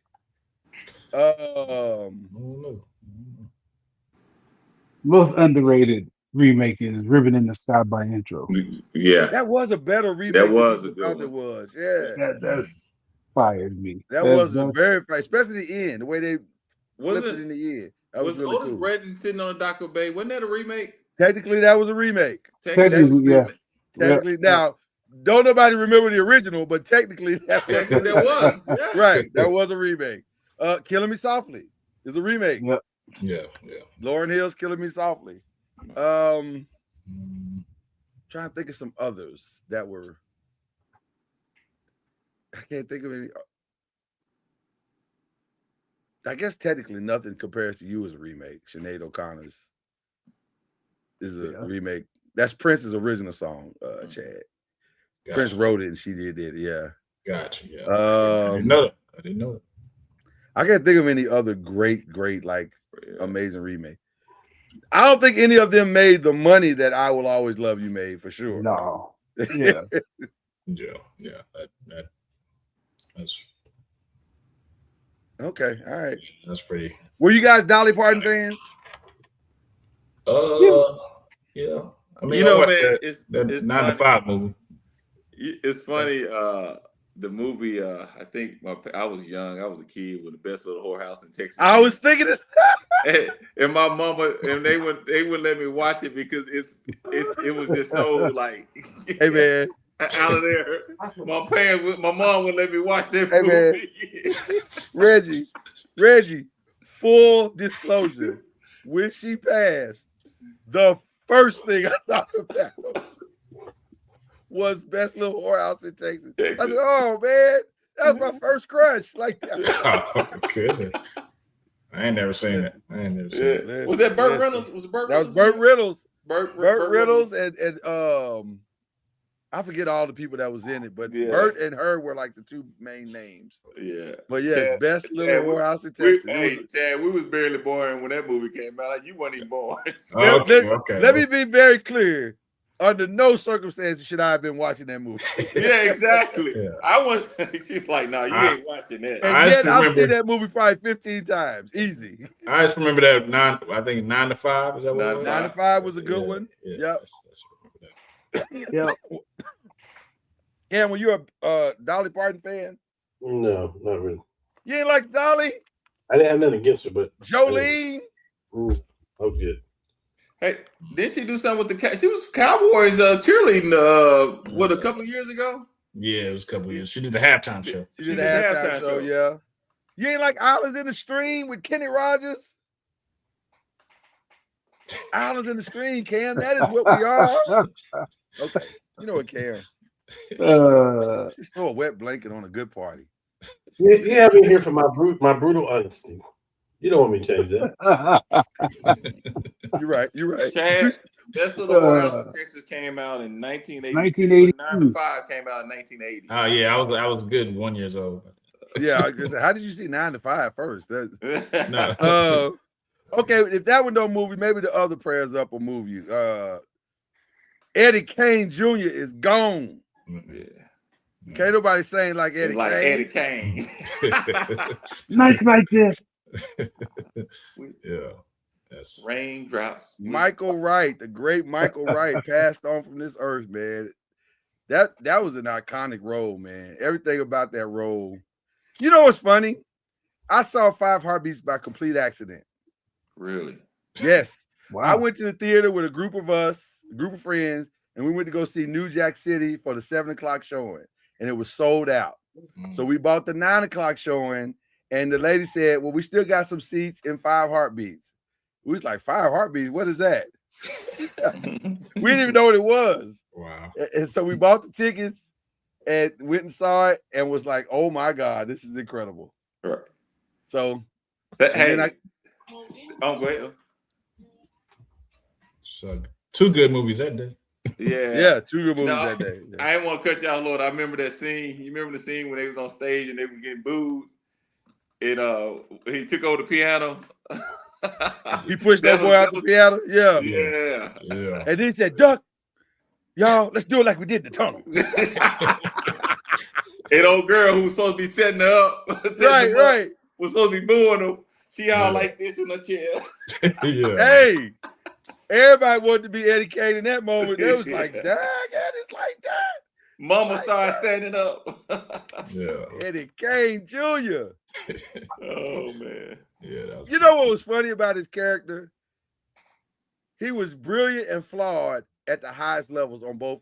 And he was a character of 2 extremes. When he was brilliant, he was brilliant. When he was flawed, he was flawed. Right. And that's what made the character so interesting. Because like when he gave Dresser the money in the hallway, he was like, damn, Eddie's a good dude, man. And then when he saved them in the dance and they pulled out stuff like, okay, Eddie. And then 5 minutes later, he was doing cocaine. Like, damn, Eddie, pick a side, my brother. Like, what are you doing? So I always liked Michael Wright as an actor. I thought he was brilliant in the other movie with Wesley Snipes. I had it and just lost it just that fast. It wasn't just that fast. Sugar Hill. Sugar Hill, yeah. I thought he was good in Sugar Hill. Huh? That was good. Yeah, Sugar Hill was outstanding. I really thought that was a good movie. But Michael Wright, man, rest in peace to Michael Wright. So, okay, those are iconics that have passed on. What else we watching? Anything else we watching? Oh, what's called came out today? Say it again. Go ahead, Reggie. No, go ahead. The documentary from UT quarterback. Is it out? It's out today, I think. Oh, that's what I'm watching tonight. Then. Is it good? Does it live up to the hype? I haven't watched it. Oh, you haven't watched it? Okay. All right. By the time we come back on this show, I will have watched it for sure. It's I'm just curious to see where it all went wrong. I've heard all the stories. I want to hear it from the great now. I've heard it through the grapevine. I want to hear it from the great and say what happened. Hour and 18 minutes. So everybody can watch that tonight. Question. Has there ever been a quarterback, and even more specifically, a black quarterback, that left college with more, I don't say hype, because I don't know if it was hype at that time. Like there was a legitimacy to what he was doing, although you could kind of see some of the flaws, but the flaws weren't that great. Like they weren't like glaring. You thought they were great? What you know what? I just realized I have someone in here who probably graded him. What did you have him graded? What did you have him graded at, Byron? We had him graded as not a fit for what we did. Now, because a lot of what because of what they ran at Texas and that transition, he wouldn't have fit. We weren't going to change our offense to run that. Now, if we didn't have a quarterback it might have been different, but we felt that you had to build something specifically for him that's not traditional. Was he a first round despite that, or no? We had a Colts grade and an NFL grade, and they can be as far apart as a first rounder, like them slug 340-pound defensive tackles. He could go in the first round for another team, but for us, he was like a free agent 5th-round pick, Wow. something Okay. like that. Okay. So he had a different Colts grade than us, and we knew where he was going to end up going, but we wouldn't have taken him to like 4th or 5th round because he would have been a backup. He Was never would have Tennessee started. was Tennessee a good fit for him? I know they had Steve, and that was probably a closer fit to his skill set, but it wasn't a perfect fit. I never thought it was a perfect fit for what he did. I think Jeff Fisher was the coordinator was more the problem. They bumped his. Okay. Lord, have you forgot about the great Jamarcus Russell? How can you forget about Jamarcus Russell? Right. You asked that question. Was there more expectation? Yeah. And but did Jamarcus have the Jamarcus same? Russell expectation over Vince? I would Because he went first. Because he went first, and his ceiling's supposed to be this high. Yeah. That's hard to argue against because when you go first, you're supposed to be really good. You're supposed to be. Yeah. Question is Byron again. Where did y'all have Jamarcus at? Same thing. He had a higher NFL grade. Okay. We knew where he was gonna go. Why you make that face, Cam?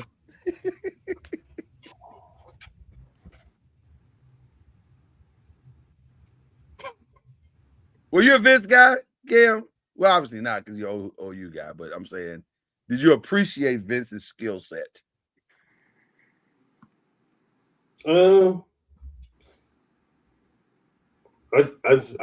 don't think you can make it in the league with those kind of mechanics, with that arm.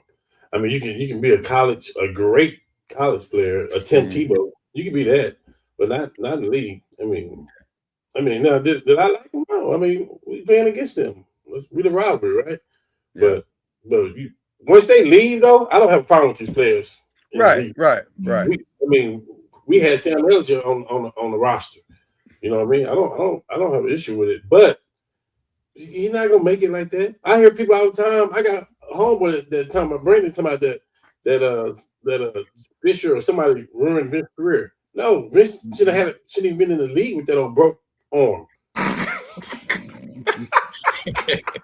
Man, I'm not dealing with Cam tonight. I am not dealing with Cam. He's not wrong.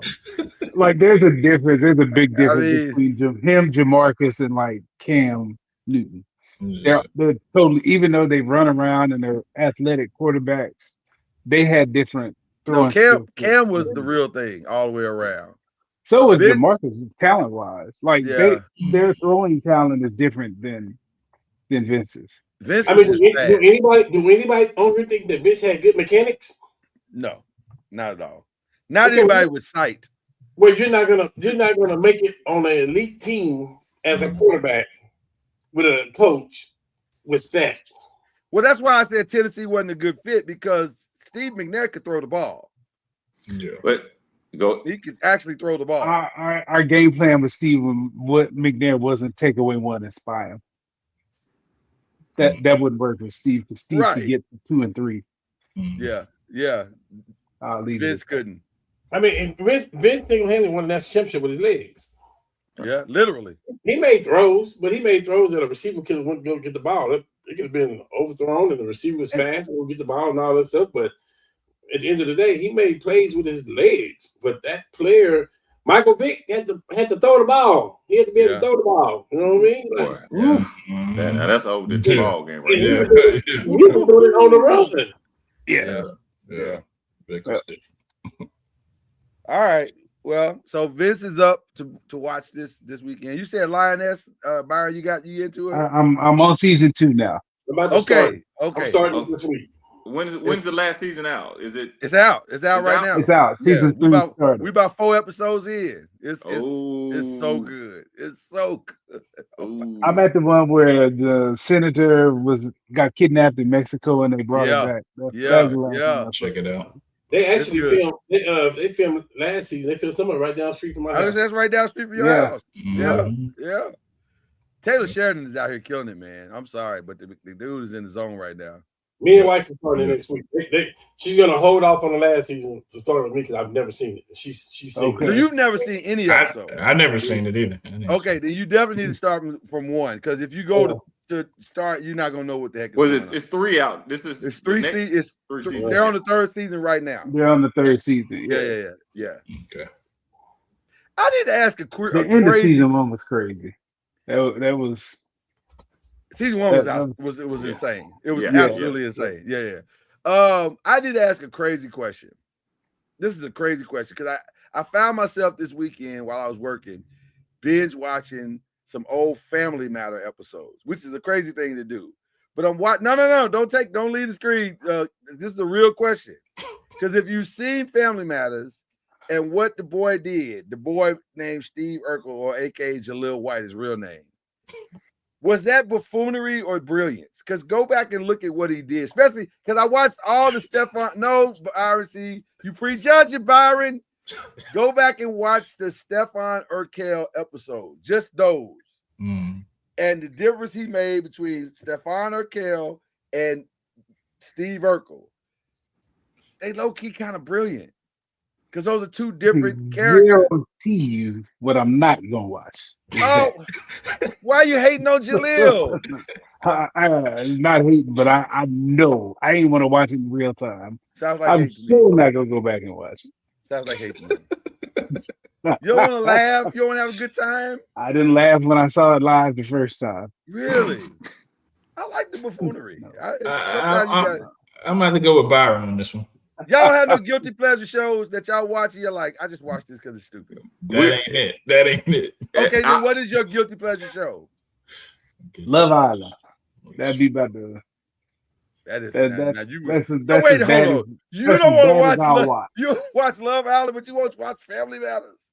Because my daughter watches Love Island and we can talk about it. You're a good father. You're a good father. I can't take that from you. She don't like none of us, nobody in this house likes Family Matters. So wow. Okay. Me and my wife watch Married at First Sight because it's very interesting. The same type show as Love Island. I was just saying the exact same show. Yeah. Okay. Reg, what's your guilty pleasure show? You can be black and watch Family Matters. Huh? Yeah. That's not my guilty pleasure. I actually genuinely like Family. I mean, Family Matters. I watched it when we were younger. I watched the whole. What I'm talking about? Yeah, I watched it legitimately. I like Family Matters. I might have been too old when it came out. I was too old when it came out. I still watched it. It was funny. It's funny. I watched it once. I'm not gonna watch it. Yeah, listen, that's not to be funny. Listen, we all watch these shows. Byron was 14. He was already scalping. Yeah. I ain't that old, dog. Byron was at the park saying, "Hey, that little 4-year-old gonna be something right there." Right? Little 4-year-old. The way he threw that I'm old, but I ain't that old. Put it on your radar. Yeah, what's your guilty pleasure show? I just finished. Well, I got one episode left of the U.S. Marshal. Marshall, your guilty pleasure show? That's a legit show from what I've been told. I'm talking about a show like, okay, normally under normal circumstances, you wouldn't watch this, but you are watching it. Maybe I watch All American right now. I'm watching All American. I give you that one. I am too. I've never seen one episode. I gotta see how it ends. And that's why I'm still there. That's a good this series. This last season has actually been pretty good. Yeah, the Ice episodes have been really good to me. Yeah, that's all. It hasn't been good to me in like 3 years. But to answer your question, I gotta see it through. Yeah, I just finished Shameless. To answer your question, then that's a guilty pleasure show. I tried to watch it. It's so crazy, and there's so many crazy things going on. Right. I was just like, I don't know if I'm supposed to be watching this. This is Like I'm watching something I should be watching. It So gets sick. It does get sick after a while. it gets wild. It gets wild. It makes you want to hit the fast forward button, which I did. The mom and the without spoiling the mom and the daughter and the ass that she asked. Like, yo, that's crazy. And she went through with it. So that was crazy. So Shameless is wild. That's a wild ride. Okay. Go ahead. Is anybody still are y'all watching Pitmasters? Am I the only one watching Pitmasters? No, I'm watching. I am watching it. You watching Pitmasters? Okay. I'm watching it. It's so I haven't watched this week. The only thing is it's so slow. It's like it's not like what's that other barbecue show? It's not like barbecue showdown. It ain't like that. It ain't like it don't have the same. Yeah. It's just slow. Yeah. But the food looks good though. Right. Food looks fantastic. So, you know. But there's no surprises either. Like when you see this week's episode, you be like, yeah, I figured that. It's no surprises the whole season. You know who the last two are gonna be. I haven't watched it, but you know who the last two. You knew kind of after the first episode, you like it's gonna probably be them, and it's gonna probably be them, right? Yep. And it's turned out to be exactly that. So yeah, it's I don't know. But right now my jam is Lioness and also Average Joe. Right. If you have not watched Average Joe, you're missing out on a good time. I got a good one for y'all cooking fans. Okay. Next Gen Chef on Netflix. There's one season of it. Yeah, we've been watching that. We've been watching that. Which one is Next Gen? Is that the one where the culinary school? Yeah, they go to C.R.E.A.M. Yeah. I watched that one. That was good. That was really good. Are they coming back with that one or no? I don't know. I haven't heard anything. I hope they come back with it. Because it was really good. Yeah. Okay, now my guilty pleasure has always been, since the pandemic, the Love is Blinds. Yeah. I'm one of the few people still peek my head in every now and then. Watch those too, man. Like I'm watching UK right now. He done went all over the world. All over the world. The craziest two have been the UK, and then that wasn't really Love is Blind. That was Marriage Ultimatum. But the South Africa Marriage Ultimatum was bananas. That was the craziest one I've seen. That's Love Island level crazy. So yeah, all right. Well, that's good. Cam, what's anything you watching that we need to be aware of, sir? No. I can't get into Fightland. I tried. It's not doing it for me. I told you what I'm about to watch. And I'm going to watch that and probably not watch nothing else until I finish. Lioness? Yes. Okay, I'm telling you, it's a good time. It's a good time. All right. Well, now who we unshouting out this week? We already hit mine. Cam can't do me no more. Reggie, it's good to see you, brother. Yeah. You actually, hey, you taking my role away. You actually part of my shout out. Oh, my bad. I do have an unshout out that I've only shared with Lloyd. Okay. Uh-oh. Let's go I'm with going to make public. Go ahead. Are we on unshout outs? Yeah, we on unshout outs. My unshout out is to the whole Indianapolis the whole Indianapolis family, the whole Indianapolis as a whole. That's my team. I'm never gonna switch from my team. But I am so mad about this Anthony Richardson thing. And I knew he was gonna say that. I knew he was gonna say that. And Lord, let me tell you, he is. Lord asked me, oh my goodness, why and what should we have done? And I told him how bad he was. Yeah. I said we had a chance to get rid of him and we didn't. And Lord said, we gotta keep him now. Lord said, well, how was that? Can I tell him this is a safe space, Lord? This is a safe space. I said we should have put him in the casket with Ursay. I thought that was aggressive, personally. I thought that was very aggressive. Oh my goodness. Oh my goodness. See, it be your own friends that won't stand by you your darkest times.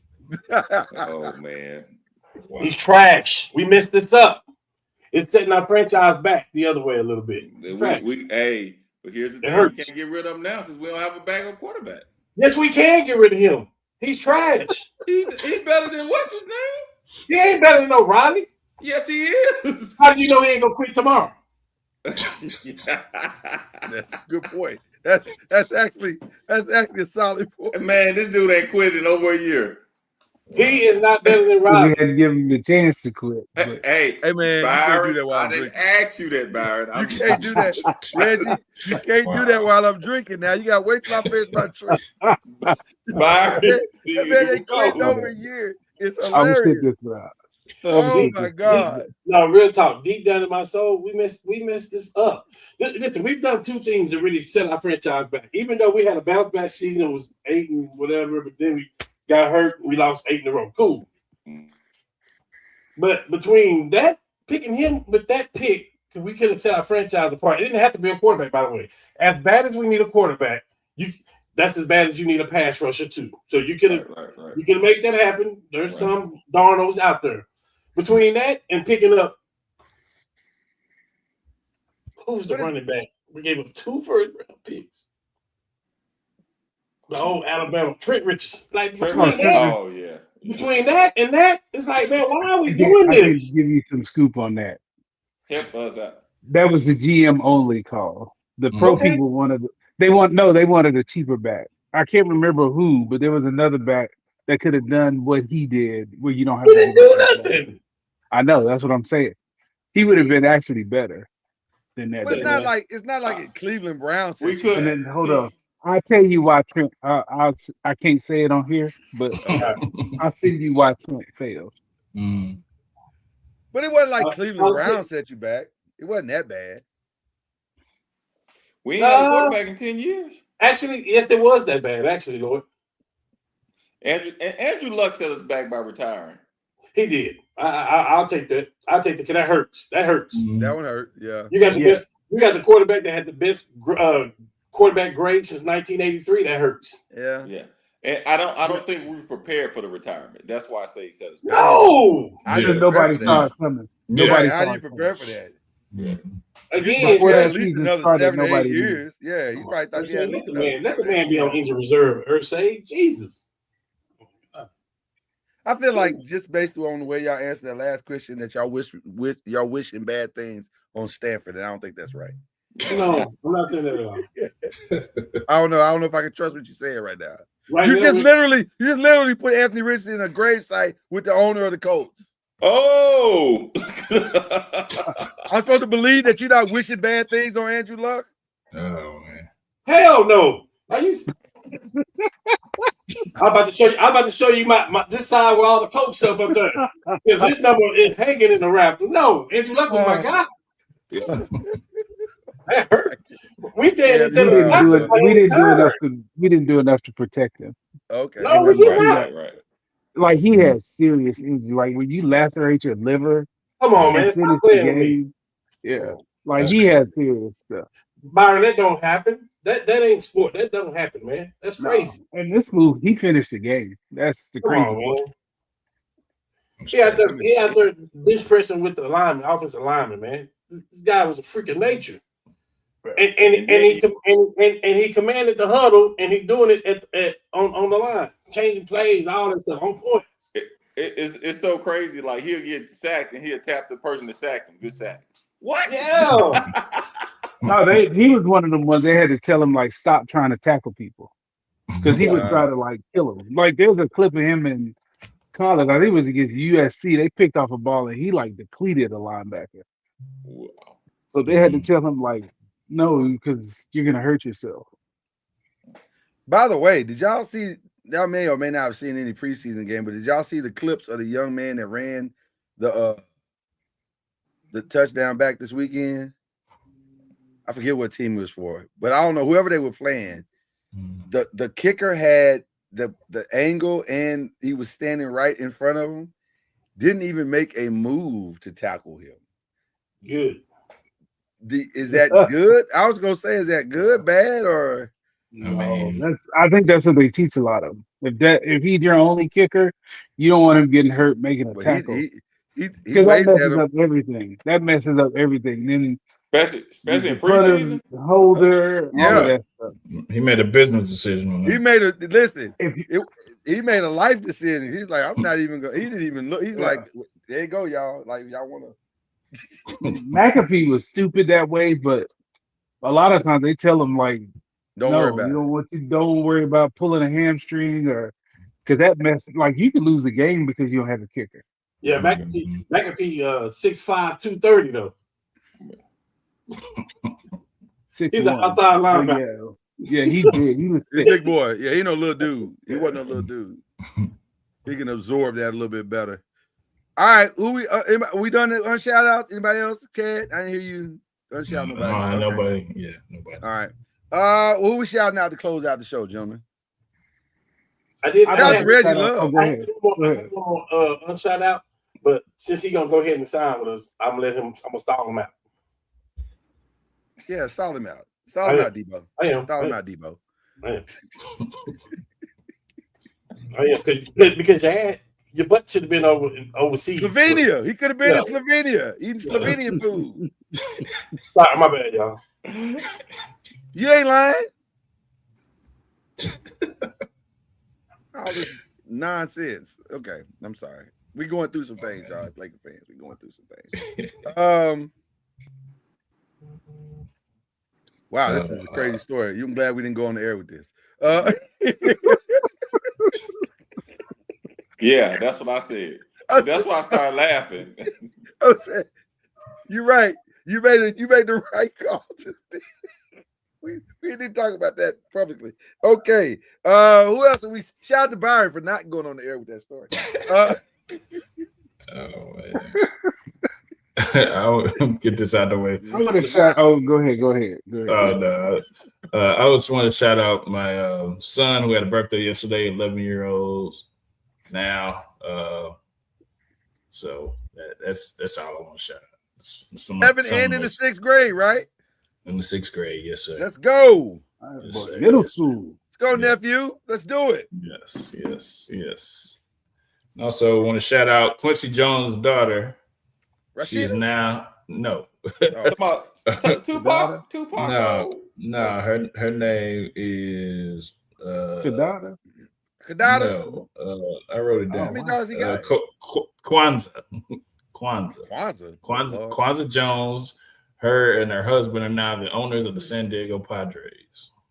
Oh, I did see part of that press conference. Yeah. I did see that. They bought the Padres? They bought their part owner. $3.9 billion. And if they sell next week or a year from now, nobody gonna care. Because it's the Padres. They're okay. No, not at all. They'll probably sell for less. The Padres might be a depreciating asset. I don't know. Yeah. She's the first black woman owner. To buy. When was the last time the Padres were actually relevant? When Tony Gwynn was alive. Yeah, that was a long time ago, boy. Man, that was a minute. Yeah. Junior or senior? Senior. God. Wow. That's a long time, brother. God. Long time. Okay. All right. Just wanted to ask the question. Shout out to what's the name? Kwanzaa Jones. Okay. Oh. Any other shout outs? Yeah. I got a shout out. Shout out. Go ahead, Reggie. My baby girl is going to started kindergarten. And I remember grabbing her, putting her in my hand on this show, and Cam said, "Look at that baby." And she was like this in my hand. Cam, you remember it? She was like this in my hand. Hey, now she's in kindergarten. I remember the baby shower. Exactly. I know, right? I know. Yeah. Wow, man. Kids grow up so fast, man. God, dog. Crazy. Yeah. 1 minute we carry them to kindergarten, next minute we going to pick them up. Hey, dropping them off at college 9 hours from here.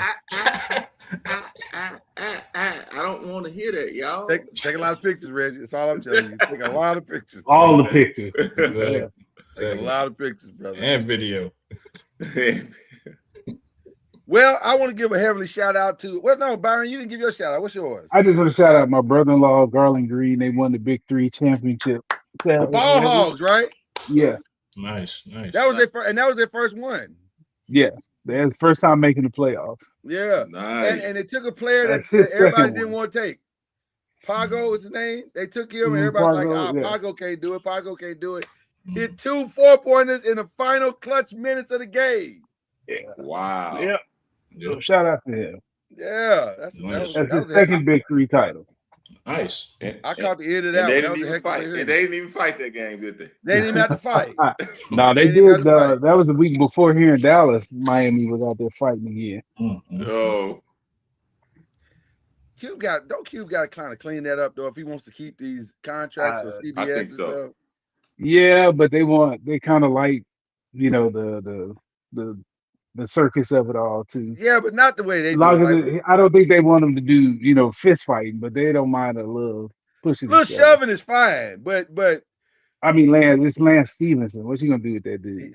Wow, man. That's a terrible combination. Lance Stevenson and Michael Beasley on the same team. That can't be good. Yeah, they're gonna no split good's that coming up. out of that. You know what? I apologize. I need to go back before I go forward. Prayers up to my homegirl who lost her mom, joined the worst club on planet Earth, but she got support, which leads me to thank you all for y'all support as mom. We celebrated mom's 76th birthday on last Thursday. She would have been 76 years old. And I can publicly say this is the first year in the 20 years that she's been gone that I didn't have like a few moments of emotionality. I was chill. I was very chill that day, which I was proud of. I was like, normally I have to sit with myself for a few hours, but this year I was all right. I was like, still had the memories, but I was all right. So that was cool. So I don't have any other shout outs. Y'all got any other shout outs? Is that it? I want to shout out Reggie Love for making the appearance. Listen, I ain't seen him since I know what happened to the Spurs, and I know Reggie was hurt by that. He was. Wow, you've been saving that. You had that in the chamber. I've been waiting for Reggie Love. I don't care. You can hear me. You can hear me. I don't care. And so it's like, we had to have my brother back. You know what I'm saying? Like, my brother's been on the run all season. You know what I mean? The whole season. Wow. It's just good to have him back. Yeah. Wow. For sure. Wow. Yeah. With that being said, you better win now because the whole NBA is in trouble for the next 13, 14, 15 years. We need to get our stuff together because once that dude figure it out, it's going to be ugly. Look, there's no reason for him not to get MVP and Defensive Player of the Year multiple years, same year. Facts. My last official announcement is that the fantasy offices are now open. Our drafts are prepared as always on Labor Day weekend. So just check in. I don't remember the times or something. I know it's in the evening. That's all I know. Is it safe to say that the number one player in fantasy football dodged a big bullet today? Hey, listen. I'm gonna tell you something. I saw the play. That was ACL, bro. I thought he was gone. I'm gonna be honest with you. I thought for sure he was gone. I said, did they say he's not? He said he's not. He said he's fine. I don't know what that means. Did that MRI machine say he's not? No, we have read the MRI report. I read a report already saying that it's the ACL, but they said he was out there joking with his teammates and walking with them after the practice. So I don't know. I'm just telling you. He walked off. We're talking about it didn't look like he was gonna be okay. I agree with y'all. I'm like, no. I slowed it down. I was like, oh no, that's bad. So did you see what I see, Byron? After the hyperextend, and then there was the ankle. Yeah. Like the foot. I don't want to look at it. I slowed it down because I couldn't tell which one. I didn't know if it was his knee buckled or his ankle, but it was both. Yeah, if it was a hyperextension, then he'll be fine. Yeah, but you got to look at it though. It was a hyperextension, and then he rolled it. I'll be honest with you, Reggie. Yeah. It don't look like a hyperextension. It looked like he tore up his leg. It looked like it buckled. Yeah. And then, it looked bad. Yeah, I'm like Byron. If it did all that, they need that MRI. Let me tell you what it looked like. It looked like Gurley on the sideline at Georgia. Yes. It kind of looked like that. That's what it kind of looked like. Like I said, man. It looked like he was done. Like we were like, okay, we'll see you in 2027. Can I safe to say this? If he is okay, he'll never play another down until the first game.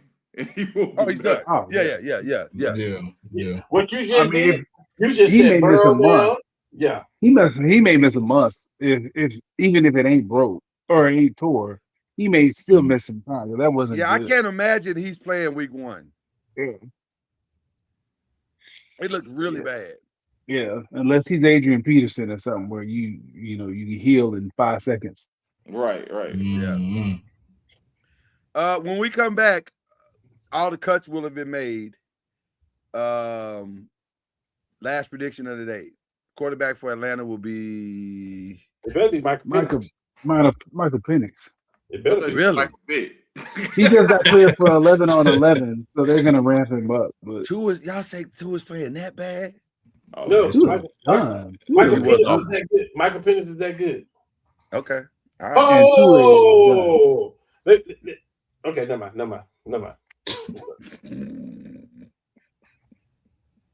Hey, how much is this quarterback getting paid in? How much is Chad quarterback getting paid in Minnesota? Which Chad's one? quarterback? You're talking about J.J. McCarthy. He ain't paid nothing. Yes, He's still on his rookie deal. He's on his rookie deal. Yeah. How much is he getting paid? It's his 3rd year, right? Whatever it is, it's tradable if that's what you're asking me. No, I'm not. Well, hold on. Now we got to look it up. His base salary this year should be around what, $2 million. He'll make $2 million. Something like that. 2.7. Yeah. And Kyler Murray is making what, 1? Yeah. He's on a 1-year deal, right? Yes. But I'm sure he got some incentives in there, doesn't he? Yes. When shouldn't J.J. McCarthy be starting? Oh, there you go. I knew he was up to something. I should have known he was up to something. Well, Kyler outplayed him by a lot. Yeah. Kyler's going to get all that money from Arizona. So. This boy went from 1st to 3rd string. He should have never been drafted that high. Justin Jefferson said he can remind y'all exactly who he is this year. That's what Justin Jefferson said. Because he should have been drafted that high. For fantasy football reasons, I hope so. Shit. Who got burnt in our league last year taking Justin Jefferson? Is that you? How do you use Kyler Murray, though? I mean, how do you use him? Like he's gonna be dangerous. Especially outside the pocket. It could be dangerous. No. Hold on. I'm gonna tell you exactly how we do it. Keep your little ass in the pocket and throw the ball to them receivers. That's not Kyler though. You that's can't not what makes Kyler good. You tell him go make plays. Keep your little ass in the pocket and throw to the receivers. You don't tell it. You don't tell it That's to your the worst quarterback. place for a midget quarterback to be. That's what I was thinking, Byron. Yeah. I was thinking the same thing. He can't even see over the line. Go make plays. He can't even see over the line, man. Take care of the ball and go make plays. And don't be a jerk. That's what you tell him. You don't tell it to the quarterback in Baltimore. And study your playbook. Get off that game and study your playbook. Definitely do that. Definitely. You got some real coaches in the room. Yeah. Well, that's true. That's a good point. We gotta get out of here. Appreciate each and every one of y'all. When we come back, all kinds of stuff gonna be done happen. We'll be able to tell you all about it next week.